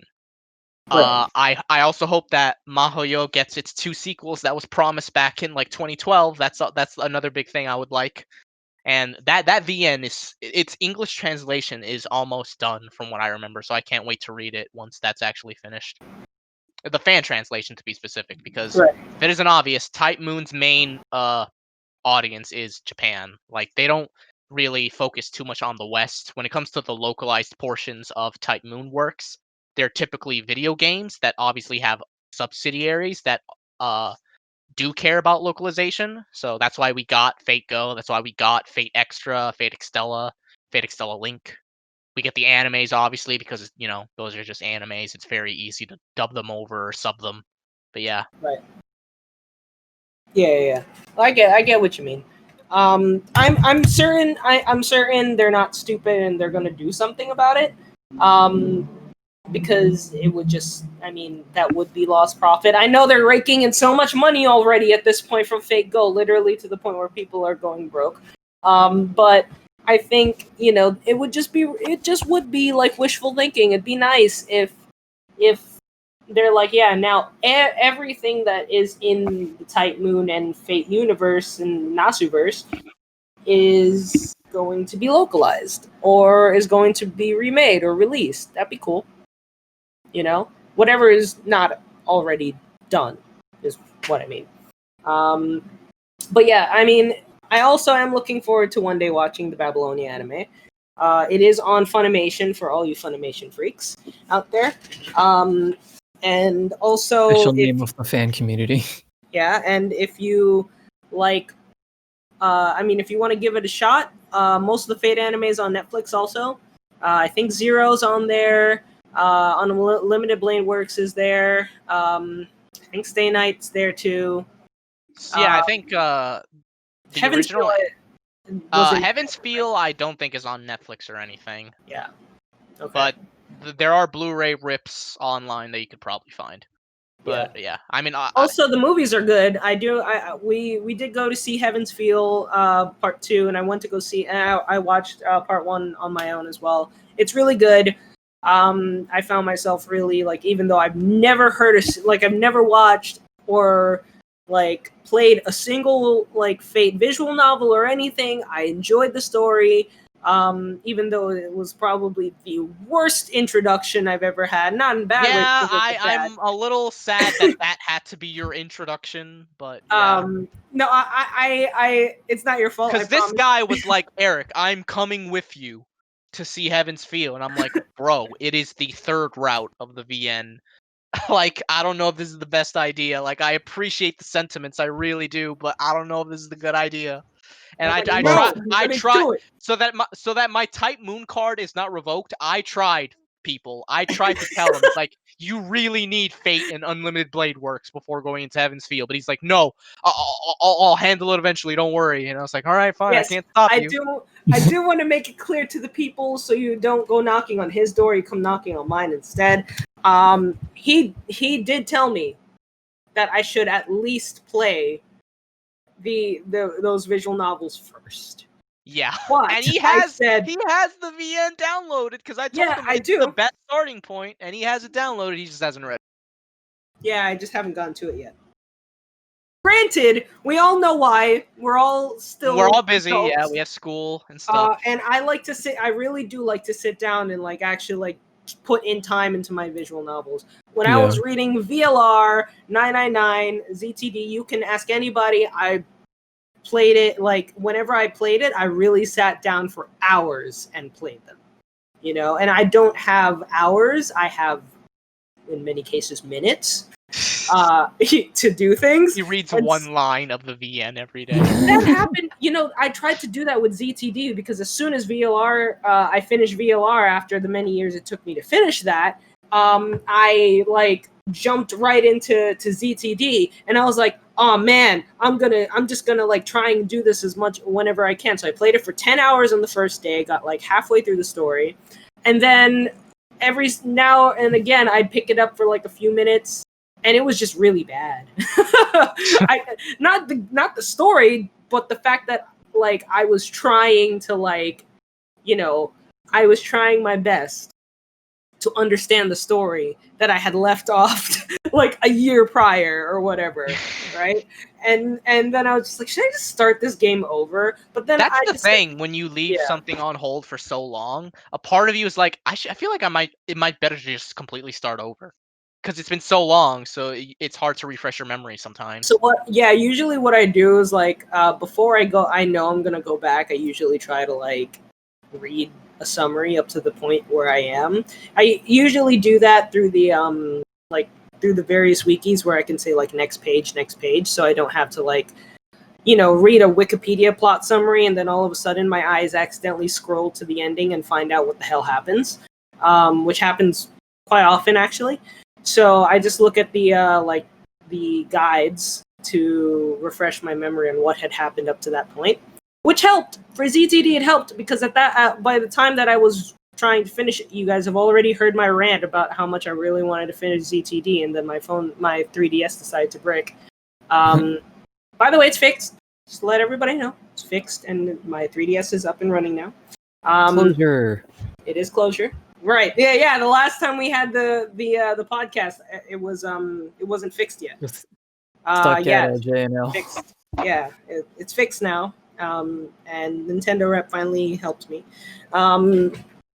But yeah, after like I Henry still owes me my copy back of ZTD, so I'm just waiting for him. I'm just waiting for him at this point. But I literally have maybe half an hour or less left in the game, which is why it like bothered the shit out of me that I'm literally that close to finishing that game, and I can just move on to like perhaps another visual novel.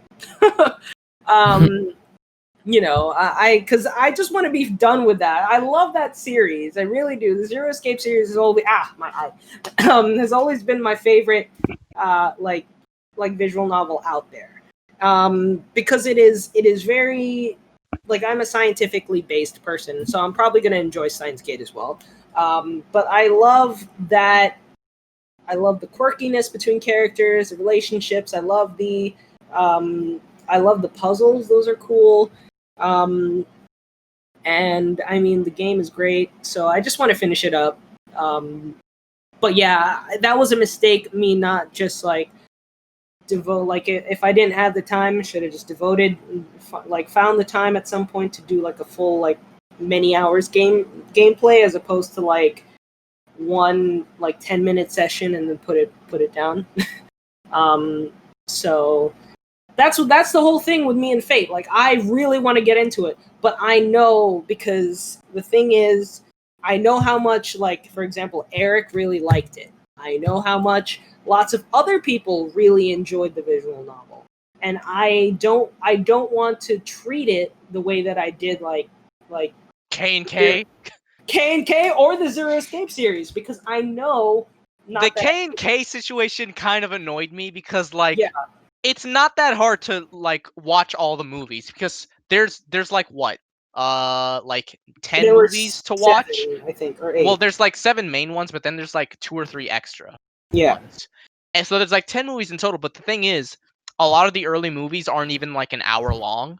So like it doesn't take that long to like get through the entire series. Like you can literally do it in like less than 2 weeks, like just watch one movie a day or something. And this dude watched like the first 4 or something and then put it on hold for like months. And I'm like, what happened? And he's like, oh, I started watching Gotham. And it's like, you do know that you can finish K&K in like a week at this point with what you have left. Hell, way less than a week. I was just being, very kind and generous there. Why did you put something that'll take you like a few days to finish on hold for something that's going to take you like 3 months to watch? And he was just like, I don't know. Yeah, it's true. But yeah, I knew go ahead. Sorry to cut it out. I just wanted to say real quick in regards to the whole movie thing earlier. That's kind of like feels like, yo, Eric, I'm going with you to see my very first MCU movie, Infinity War. Imagine. your first one, and then you're just wondering what the fuck's going on in the first 5 minutes.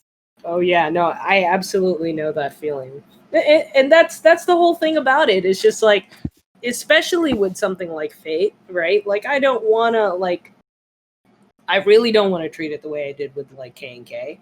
I don't want to treat it like Zero Escape, where I would play it only like sparingly. It's so funny. He got through 9 in VLR like fairly well, actually. It's like, oh wow, he kept. VLR. I mean, VLR did take me a couple years, but yeah, and What? same No, with it did 9. not take years. It did not take 2 years each. No, it didn't. Yeah, because I got it when I first got my 3DS. Well, yeah, but you didn't. You plowed through the vast majority of VLR in like in sessions in like a month. Like, yeah. In terms of sessions, it took you like 2 months to get to, sure, but like once you finally started it, like you kept up with it and you finished it to the end. But what's funny about ZTD is that ZTD isn't that long. It's only like 24 hours, and this dude got through like half of it, the story, and then dropped it. And well, he didn't drop it. He put it on hold, and I'm like, you can literally finish it in a day if you marathoned it, dude. Like, what are you doing? Like, just finish it. Like, I get that ZTD is easily the weakest of the three. It's not great. But like, you might as well finish it at this point. Just knock it out of the park. And that's why I wanted to do it since, the quarantine. I was like, yeah, finally I can do it. And I was like, 3DS stuff. Then my 3DS decided to die right at the time when New York decided, yeah, we're gonna close everything.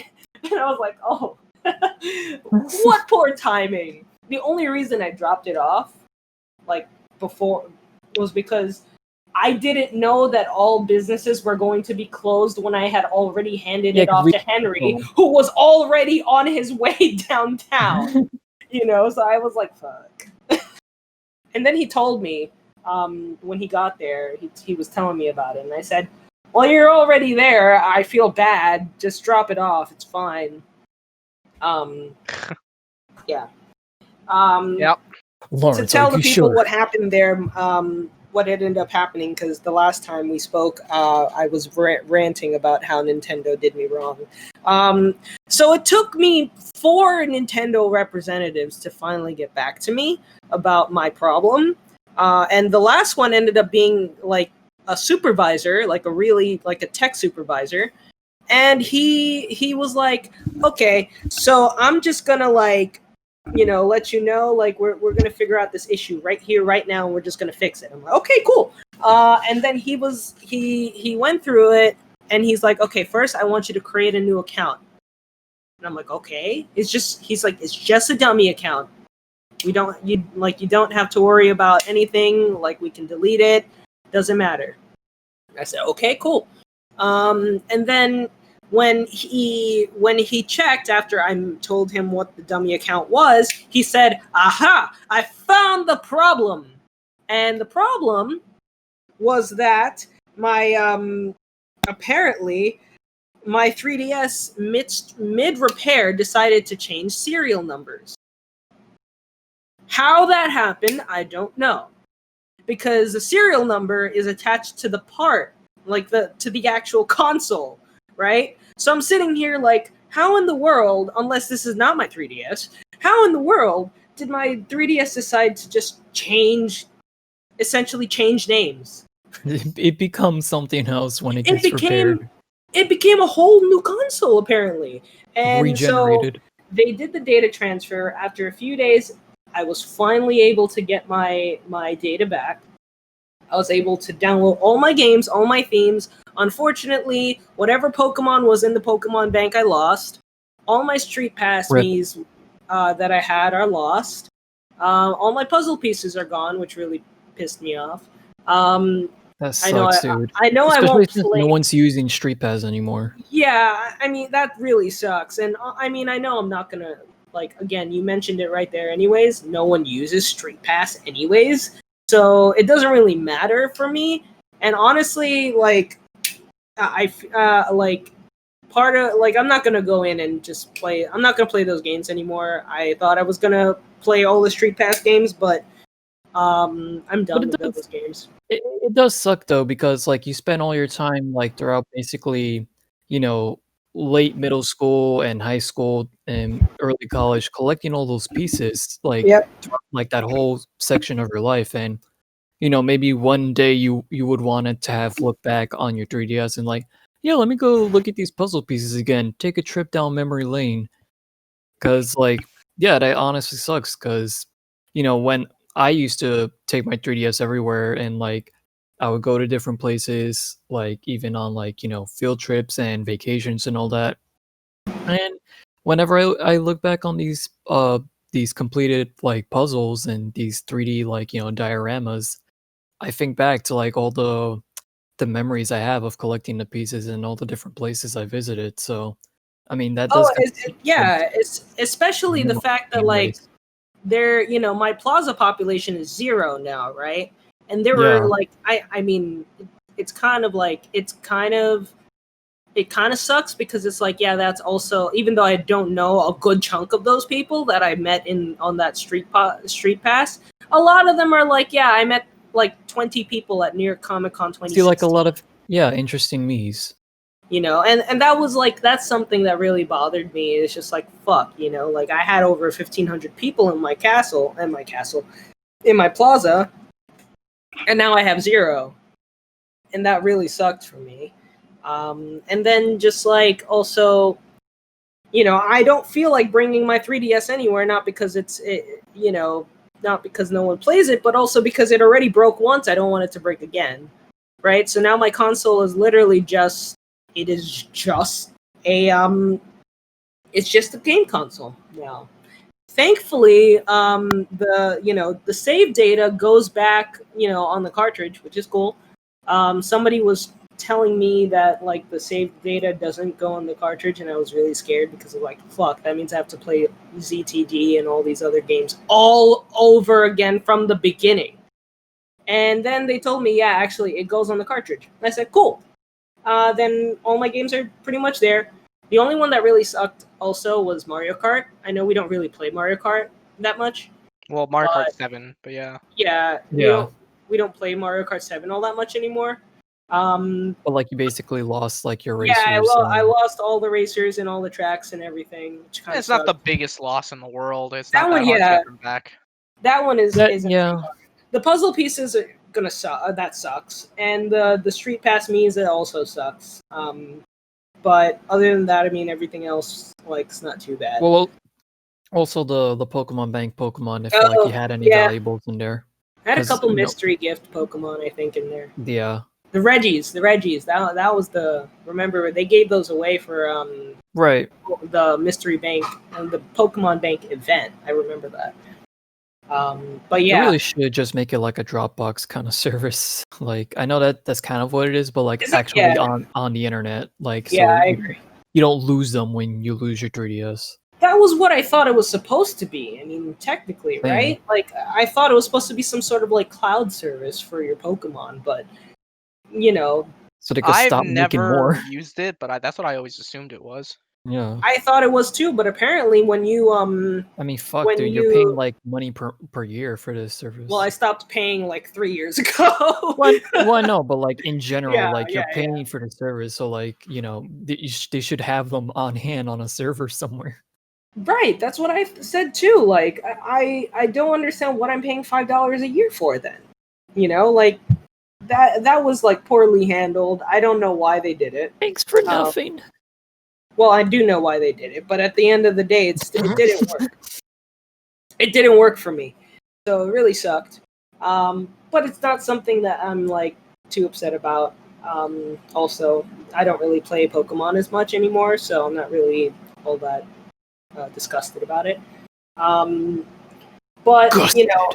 I'm glad that I will be able to finish ZTD finally. And just get into the next game on my backlog for the 3DS, which is, let me go ahead and figure this out. What is the next game on the backlog for the 3DS? I have this whole like spreadsheet now to tell me what I'm like what is next. So for 3DS, the next game that I have to finish, Fire Emblem. The Fire Emblem games. Yes, Fire Emblem Fates. Fire Emblem. Heroes. I remember that. They have to make it clear. It's heroes. But yeah, I can't wait to eventually actually play and finish play and Are finish you okay? Jesus, cheating yourself. play ZTD and finish it, get it done with, and then get back into like my usual brand of 3DS games and Switch games. Like I mentioned at the beginning, Fairy Tail came in the mail, so at some point I do want to play that. So, yeah. But that's the I think that's the Fate discussion. Hopefully one of these days. That was over. Yeah, I hope one of these days when in the future when we have a podcast episode, I can be like, guys, I finally fucking like I read it. I read Stay Night. And then he'll clarify. Oh, I read the prologue. 3-hour prologue. There's more? It is 3-hour prologue. Lauren's like, Eric, I just read it all. It's like, wow, that was fucking fast. How'd you do it? And he's like, yeah, bro, it went for like 3 hours. It's like, that's the prologue. It is, yeah, it's a 3-hour prologue for anyone. That's rough, buddy. Exactly. But yeah, man, yeah. Should we stop here? Because it's over 3 hours. It's been a little long, yeah. Yeah, I don't mind cutting off for like this episode. We can save we the can last two topics, to the next episode. Hell, and we could combine it with talking about like things like Avatar. Yeah. Oh, right. As well as the Samurai Jack game as well. Oh yeah, because you guys wanted to talk about that, so we should. I would like to talk about Avatar next time as well. Yeah. So we can just move the last two topics we had for today. I knew this was gonna happen. When I saw I have to talk about Fate Go, I'm like, that's gonna take a while. That's gonna take a while because it's a big game. It's fine though. I had a good time listening to it. All right, but yeah, I like the learning about Thomas Edison's life. Oh right, yeah. No, but like what a big glow up from his appearance in Jimmy Neutron. It's great because it's like, yeah, it was long, and that's fine because this is something that is. It's also been a while since the last one. Well, yeah. Also, just like it is something that's important, right? Like, if you Fate is very important, guys. It is. No, I totally think it is because it is one of those. I know some of you might be facing evictions, but Fate, bro. It is. It is one of those phenomena that is like, taking countries by storm. Countries. I mean, am I wrong? I like the way it's just the way I get what you're saying. Yeah, I get what you're saying. An entire country. The way you said that is like you're taking over the world, like you're laying siege to everyone. You make it act like Holy Grail wars are real, and we can actually summon servants in real life. There is an entire country in the East called Japan, and they have giant posters of Fate characters in their airports. Okay, it is not. It is important. It is important enough.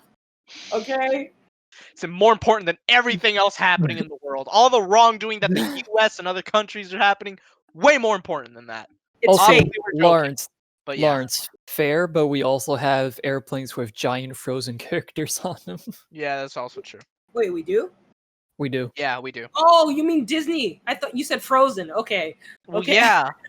You thought he meant like actually Frozen, idiot? They're frozen. Solid. It's like, man, what a waste of tax money. It's the Ice Age. But yeah, it's important to talk about. I feel like a lot of people love to not that they love to shit on the franchise, but a lot of people like to shit on the fact that it's confusing. Right? Or that... Oh my god, are we gonna have to talk about this? No, I don't think we do. I'm just gonna say it's that. Time for another 2-hour discussion. Yeah. There are a lot of people who say Fate is confusing. There are a lot of people who say, I would never play Fate, or I would never play Fate Go. Oh, is that game where you spend a lot of money to get a picture of like a character? Like, man, bro, you described every mobage there, but okay, go on. No, but like it is the infamous one. I don't want to say infamous. It's the famous one. right? Because lots of people love to. I mean, like, Infamous also kind of works in a way. yeah, it is. It is that one that gets all of the the backlash. Not in a bad, like, not in like, oh yeah, backlash. I mean, it like, gets oh, the yeah, most backlash because it's the most profitable, and yet in exactly. comparison to other MOBAs, it's arguably the most bare bones. Because, like I said, it doesn't have a safety net. It doesn't Right. have other game modes. It doesn't allow you to replay story stuff. So yeah. Yeah, exactly. And I think even It with, really is coasting by on the Fate name and stuff. But yeah. yeah, and you know, for a lot of people, Fate Go is that, or even Fate Extra, because, you know, let's truth be told, lots of people who had Vitas probably played Fate Extra. I mean, it was a PSP game, but it is available via the PSN store. Yeah, or if you played it on PSP, yeah, or Vita, like, or you played it, you know, Fate Extella Link on Switch. You know, a lot of people got introduced to the franchise in those ways, which is crazy to think about. I Because feel like Fate Extra is a decent introduction. Fate Go, no. Or there are people, we talked about this before, the anime onlys, who see Fate Zero on Netflix and immediately go to there, and then they watch the Fate Unlimited Blade Works anime from Studio Dean on there too. You know? Okay, Unlimited Blade Works anime was also by Ufotable. They did both Fate Zero and Unlimited Blade Works. Studio Dean did do an Unlimited Blade Works adaptation, but it was a movie, and it was years ago at this point. Okay, yeah. I'm mixing things up. See, this is I'm not like you normally do. Yes, you normally mix things up. But yeah, I think something. You know, there are a lot NFL of people. 2K. There are a lot of people who do make that. You know, decision. I'm gonna like. They decide they want to get into Fate by watching the anime. They start with Fate Zero, then they get into Unlimited Blade Works, and they're like, yeah, I understand 95% of everything that's here, and that's wrong. It's a like, or rather, I don't want to say it's wrong, but it's not the best approach, because there's so much more to this entire franchise, and there are a lot of people who started like playing like Fate Go, and that is their For a lot of people, Fate Go is like the only Type Moon thing they've done because it's super popular. Right, and you know, and there are a lot of people who don't even know that Garden of Sinners, Karen no Kyokai, is part of that same like Nasuverse. Right? If you like, no one. I would hope the event in Fate Go caused people to watch the movies at the very least. Or even like people who played, you know, who there are people who probably don't even know Melty Blood is a thing, or Tsukihime, you know, and that's but they know about some of the other Fate stuff. And thankfully, Tsukihime still has a lot of cult appeal and a lot of a lot of people who love it, because despite how old it is and how long it's been since anything Tsukihime related, it had a big impact on the VN industry, I'd say, back when it came out. I mean, it influenced a lot of other people, like I don't know how to pronounce his name, but like Ryukishi, the guy who does like Umaneko or Higurashi and all those other like When They Cry VNs. Like he recently did Siconia, and it really did have a big impact on the VN industry, I'd say, and that's why the Tsukihime remake is so desired. Hell, that is why even now the #1 requested character that people want in Fate Go is Arcuid from Tsukihime, the main heroine from that VN. It still has a lot of appeal, and it still has plenty of fans, which is why I do think, despite how fucking long it's taken, the remake will happen eventually. I think even the VA of Arcuid. This is funny. Ray might actually get a kick out of this. I forgot what character she voiced, but she voiced a character in Kill la Kill, the VA for Arcuid. And nice. yeah, and I'm trying to remember what what the name of the character was. I think it's Satsuki. Yeah, I'm pretty sure it's Satsuki. The same.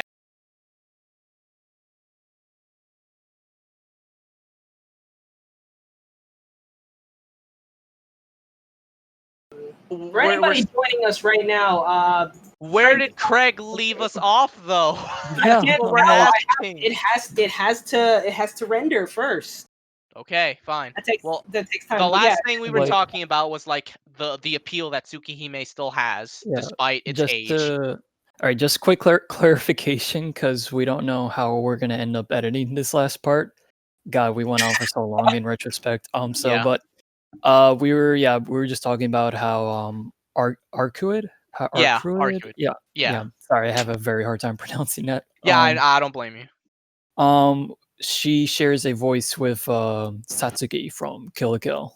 Yeah. So I don't know Yeah. how much of that got recorded, but that was the last thing we were talking about. Yeah, I was explaining that. So to explain just how much appeal Tsukihime still has, the Arcuid's VA or Seiyu, as people like to say as well for Japanese voice actors, she voiced Satsuki in Kill la Kill, and Nasu himself actually sent an email to the Seiyu saying it's like, wow, that's so cool, congratulations, that's awesome, you know, voicing Satsuki in Kill la Kill, that's great.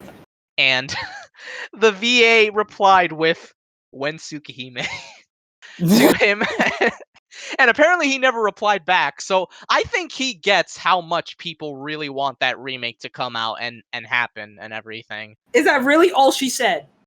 Yeah, that's literally all she said. She didn't even say thank you. She just said "When Tsukihime." Oh my god, that's hilarious. Guess he So can't. I guess like- he can't escape this fate. Yeah, I'm like, Oh, Nasu at this point absolutely understands how much people really want this remake to happen. So I do think eventually it will finally come out. I'm hoping a release date for its 20th anniversary this year, but we'll see. But yeah, like it has to happen. Like, come on. The VA herself is like, come on, bro. So Come yeah. on, man. All is that so praise funny. for voicing Satsuki, and then all she just has to say is, yeah, but seriously, when Tsukihime. That is so hilarious. I love that. Oh my god. The English yeah. VA, right? Or the No, Japanese? the Japanese one. You think Nasu speaks to English voice dub I actors? don't know, maybe? Yeah, bro. Remember that English dub voice of Arcuid that's so popular? Yeah. There is an English dub of the Heaven's Feel movie.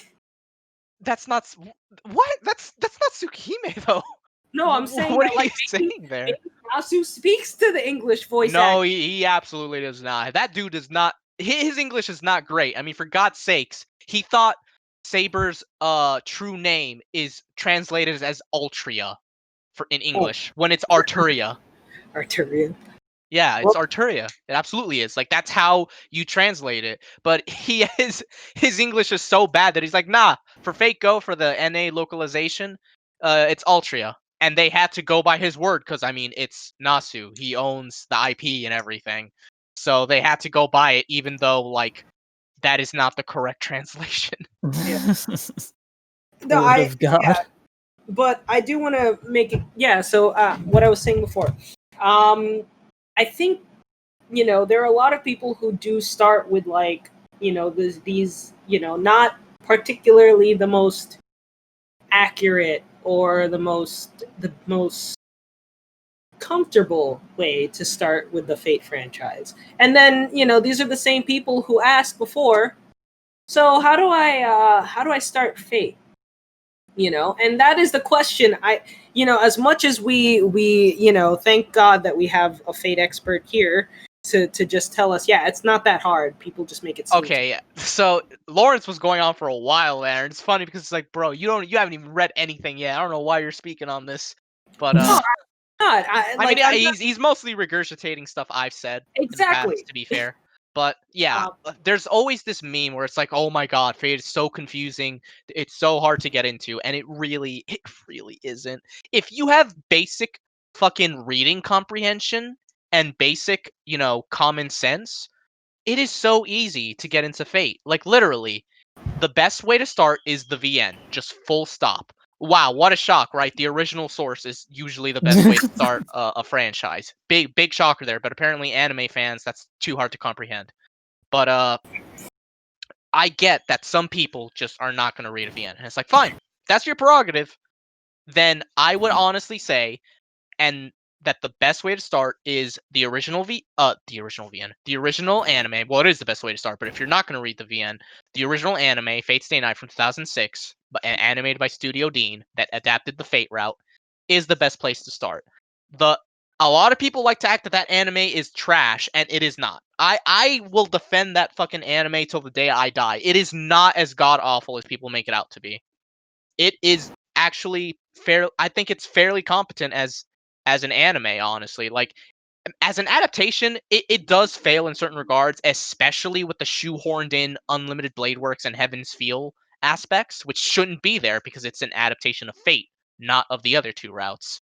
Right. So like that is definitely bad. But like honestly, when it comes to the Fate route adaptation stuff, I think it's not too bad. And as an anime itself, I think it's really entertaining. Has a great soundtrack. Like, if there's anything I can easily say, the original anime beats out all the new anime from Ufotable and stuff, still has the best soundtrack. Like, that soundtrack just fits Fate so well. And it's not to say that the Ufotable like soundtracks are really bad or anything. They're not, but they can be a little generic at times, like, epic choir music and all that. And I'm into that stuff too sometimes, but it's a dime a dozen. And when you listen to like some of the original Fate animes OST, like Gilgamesh's theme, which fits them just so well, like all those Mediterranean vibes they have in there, or Disillusion and stuff like that. It's a great. It just fits Fate so well, honestly. But yeah, as an anime, that show is not bad at all. In fact, I think there's even a fan edit that like cuts out the Unlimited Blade Works and Heaven's Feel aspects of it. So if anything, I'd say if you're not going to read the VN, watch that fan edit of the original anime, then watch Unlimited Blade Works, preferably the Ufotable version, because adapting Unlimited Blade Works in a movie is not feasible. Although I commend Studio Dean for trying, it was at least pretty to look at. And I mean, honestly, it was pretty to look at, and it was decent fun. But like, good lord, you should not have that be your experience to that route. And then once the Heaven's Feel movies are done, which the third movie is about to come out in Japan very soon, watch the Heaven's Feel movie trilogy, and then from there you can watch Fate Zero. And honestly, I think that anime-wise, that is the best way to get into it. Because I really do believe that you are meant to experience Stay Night first. This is an objective fact. Even the Fate Zero's writer, Gen Urobuchi, himself has said this, which is why it blows my mind when people are like, no, Fate Zero, you should it's totally okay to like start with Fate Zero.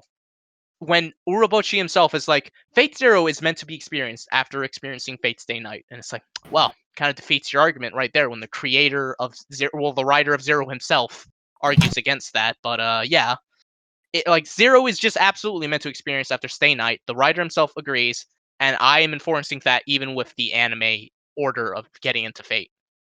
And I think that's for the best. Now, I know plenty of people started with Fate Zero, and I'm not trying to hate on them. Like, it is what it is. Like, they adapted Fate Zero first, Ufotable to be specific. I don't know why they did. I guess because it was more newer. I guess I don't know, but I do they want to adapted make it first. clear also, and there are people. Sorry, there are for some reason there are anime companies that will like adapt like a second season before the first. It happens. all right, well, way you should say like second route or something. Well, yeah. Second In this season case, is it'd be a around. little But I mean, in terms of like regular, like other kinds of animes, like like there are second arcs and stuff. Yeah. Yeah, like for example, like I like for Kaguya-sama, Mhm. that new slice of life anime. They like Funimation dubbed the second season first for some reason, and they released that one first. And then the first one, Bold they're strategy con. See if it pays off. huh? Bold Oh yeah, strategy con. Let's see if it pays off. I know, right? And I'm just like they have the first season subbed, and then they dub the second season, and then they still have to dub the first one. And I'm just like, why? Why not just release the first one? What is the problem with prequel season? And it's just like, and the thing is, like the second season starts off on like a huge like reveal that happens at the end of the first season. So it's like, okay, cool. But yeah, no, I totally agree that Ufotable, like if Ufotable decided to do Fate Zero for some reason first, and it's especially weird that they, after Fate Zero, they adapted the second route of the Stay Night VN instead of, Fate. It's Unlimited odd, Blade but Works, yeah. right? Unlimited Blade Works is the second route, yeah. Yeah. They skipped over Fate route. I don't know why. Because you can't say, oh, it's because Studio Dean animated. It was like, well, yeah, but Studio Dean also animated Unlimited Blade Works with that movie. So it's like, if anything, they would have started with Heaven's Feel at that point. But I don't know. But yeah, like I don't hate if you started with Fate Zero, especially if you're someone who started with Fate Zero and doesn't act like it's God's gift to mankind, and that all the other Fate works just don't compare. Which there is a subset of people that are like that act like Fate Zero is the only worthwhile thing in the franchise, and that's absolutely not the case. I like Fate Zero. Like I ranted about things I didn't like about Fate Zero to Lawrence way back like a few weeks ago, and I had to keep reminding him. It's like, I swear to God, I don't hate Fate Zero. I actually do really like it because there are parts of it that I really, really like. It's just that, God, I would not say that it is one of the best things in Fate. Like I'd say Stay Night is way better. I know some people would argue against that. Because even some VN readers might argue against that. But and to be fair, I haven't read the Fate Zero light novel. Maybe my opinion might change a little bit if I read those. I do want to read those eventually because I've only seen the Fate Zero anime. But yeah, Stay Night way better than Zero in my book as someone who's read the VN.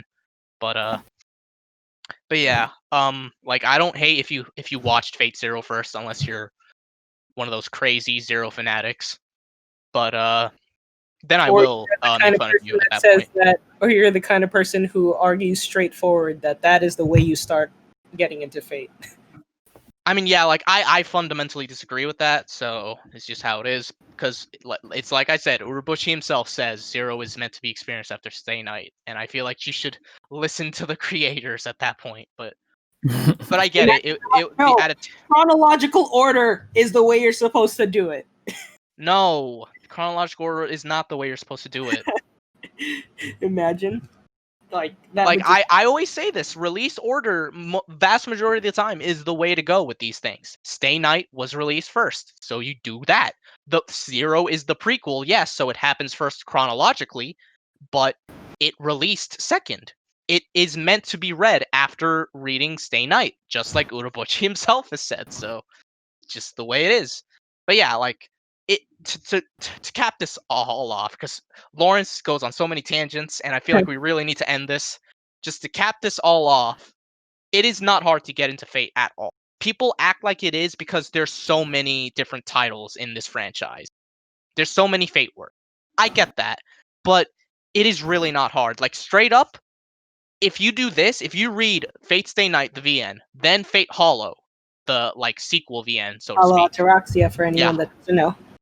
Yeah, and then if you watch or read Fate Zero, after that, you can basically go wherever you want. Hell, after Fate Stay Night, even, you can basically go wherever you want. It's just that Hollow, Ataraxia, and Zero which should take precedence since, sequel and prequel and all that. Like, seriously, it's not hard. Like, that's one of the things I actually kind of do like about Fate, where it's like, after you get the fundamentals down from like Stay Night and so on, you can branch off into whatever parts of the franchise seem interesting to you. Like, because some people might be like, I'm not really interested in Prisma Ilia, but Extra seems really cool, so I'll try and get into the Extraverse side of things. Or you might be like, I don't really want to play Fate Go, but Fate Strange Fate seems really cool. That seems like a really cool light novel. I'm going to start reading those. Stuff like that. Like, it's not hard to get into. If anything's hard, it's the lore. The lore can be really complicated, and there are obviously, with how big this series is, there have been plenty of retcons and stuff like that. So, like, in that sense, it's complicated, sure, because the lore is very dense. But to get into the franchise, it is not hard at all. I hate that this is a meme at this point. I hate that it's still a meme. Like, I remember hearing how complicated, quote unquote, it was back in like 2014 when the Unlimited Blade Works anime was airing, and at the time I hadn't even read the VN yet. I hadn't even gotten into Type Moon, but just like a quick Google search showed me that it's not really hard to get into at all. Actually, I don't know how this has still be I don't know how this is still relevant as a meme. It's mind blowing. It's like, it's so easy. It's just read, motherfucker. Like, are you illiterate? Like, it's not that hard. It's insane to me, because it's like, imagine if someone is like, how do I get into Lord of the Rings? The Hobbit.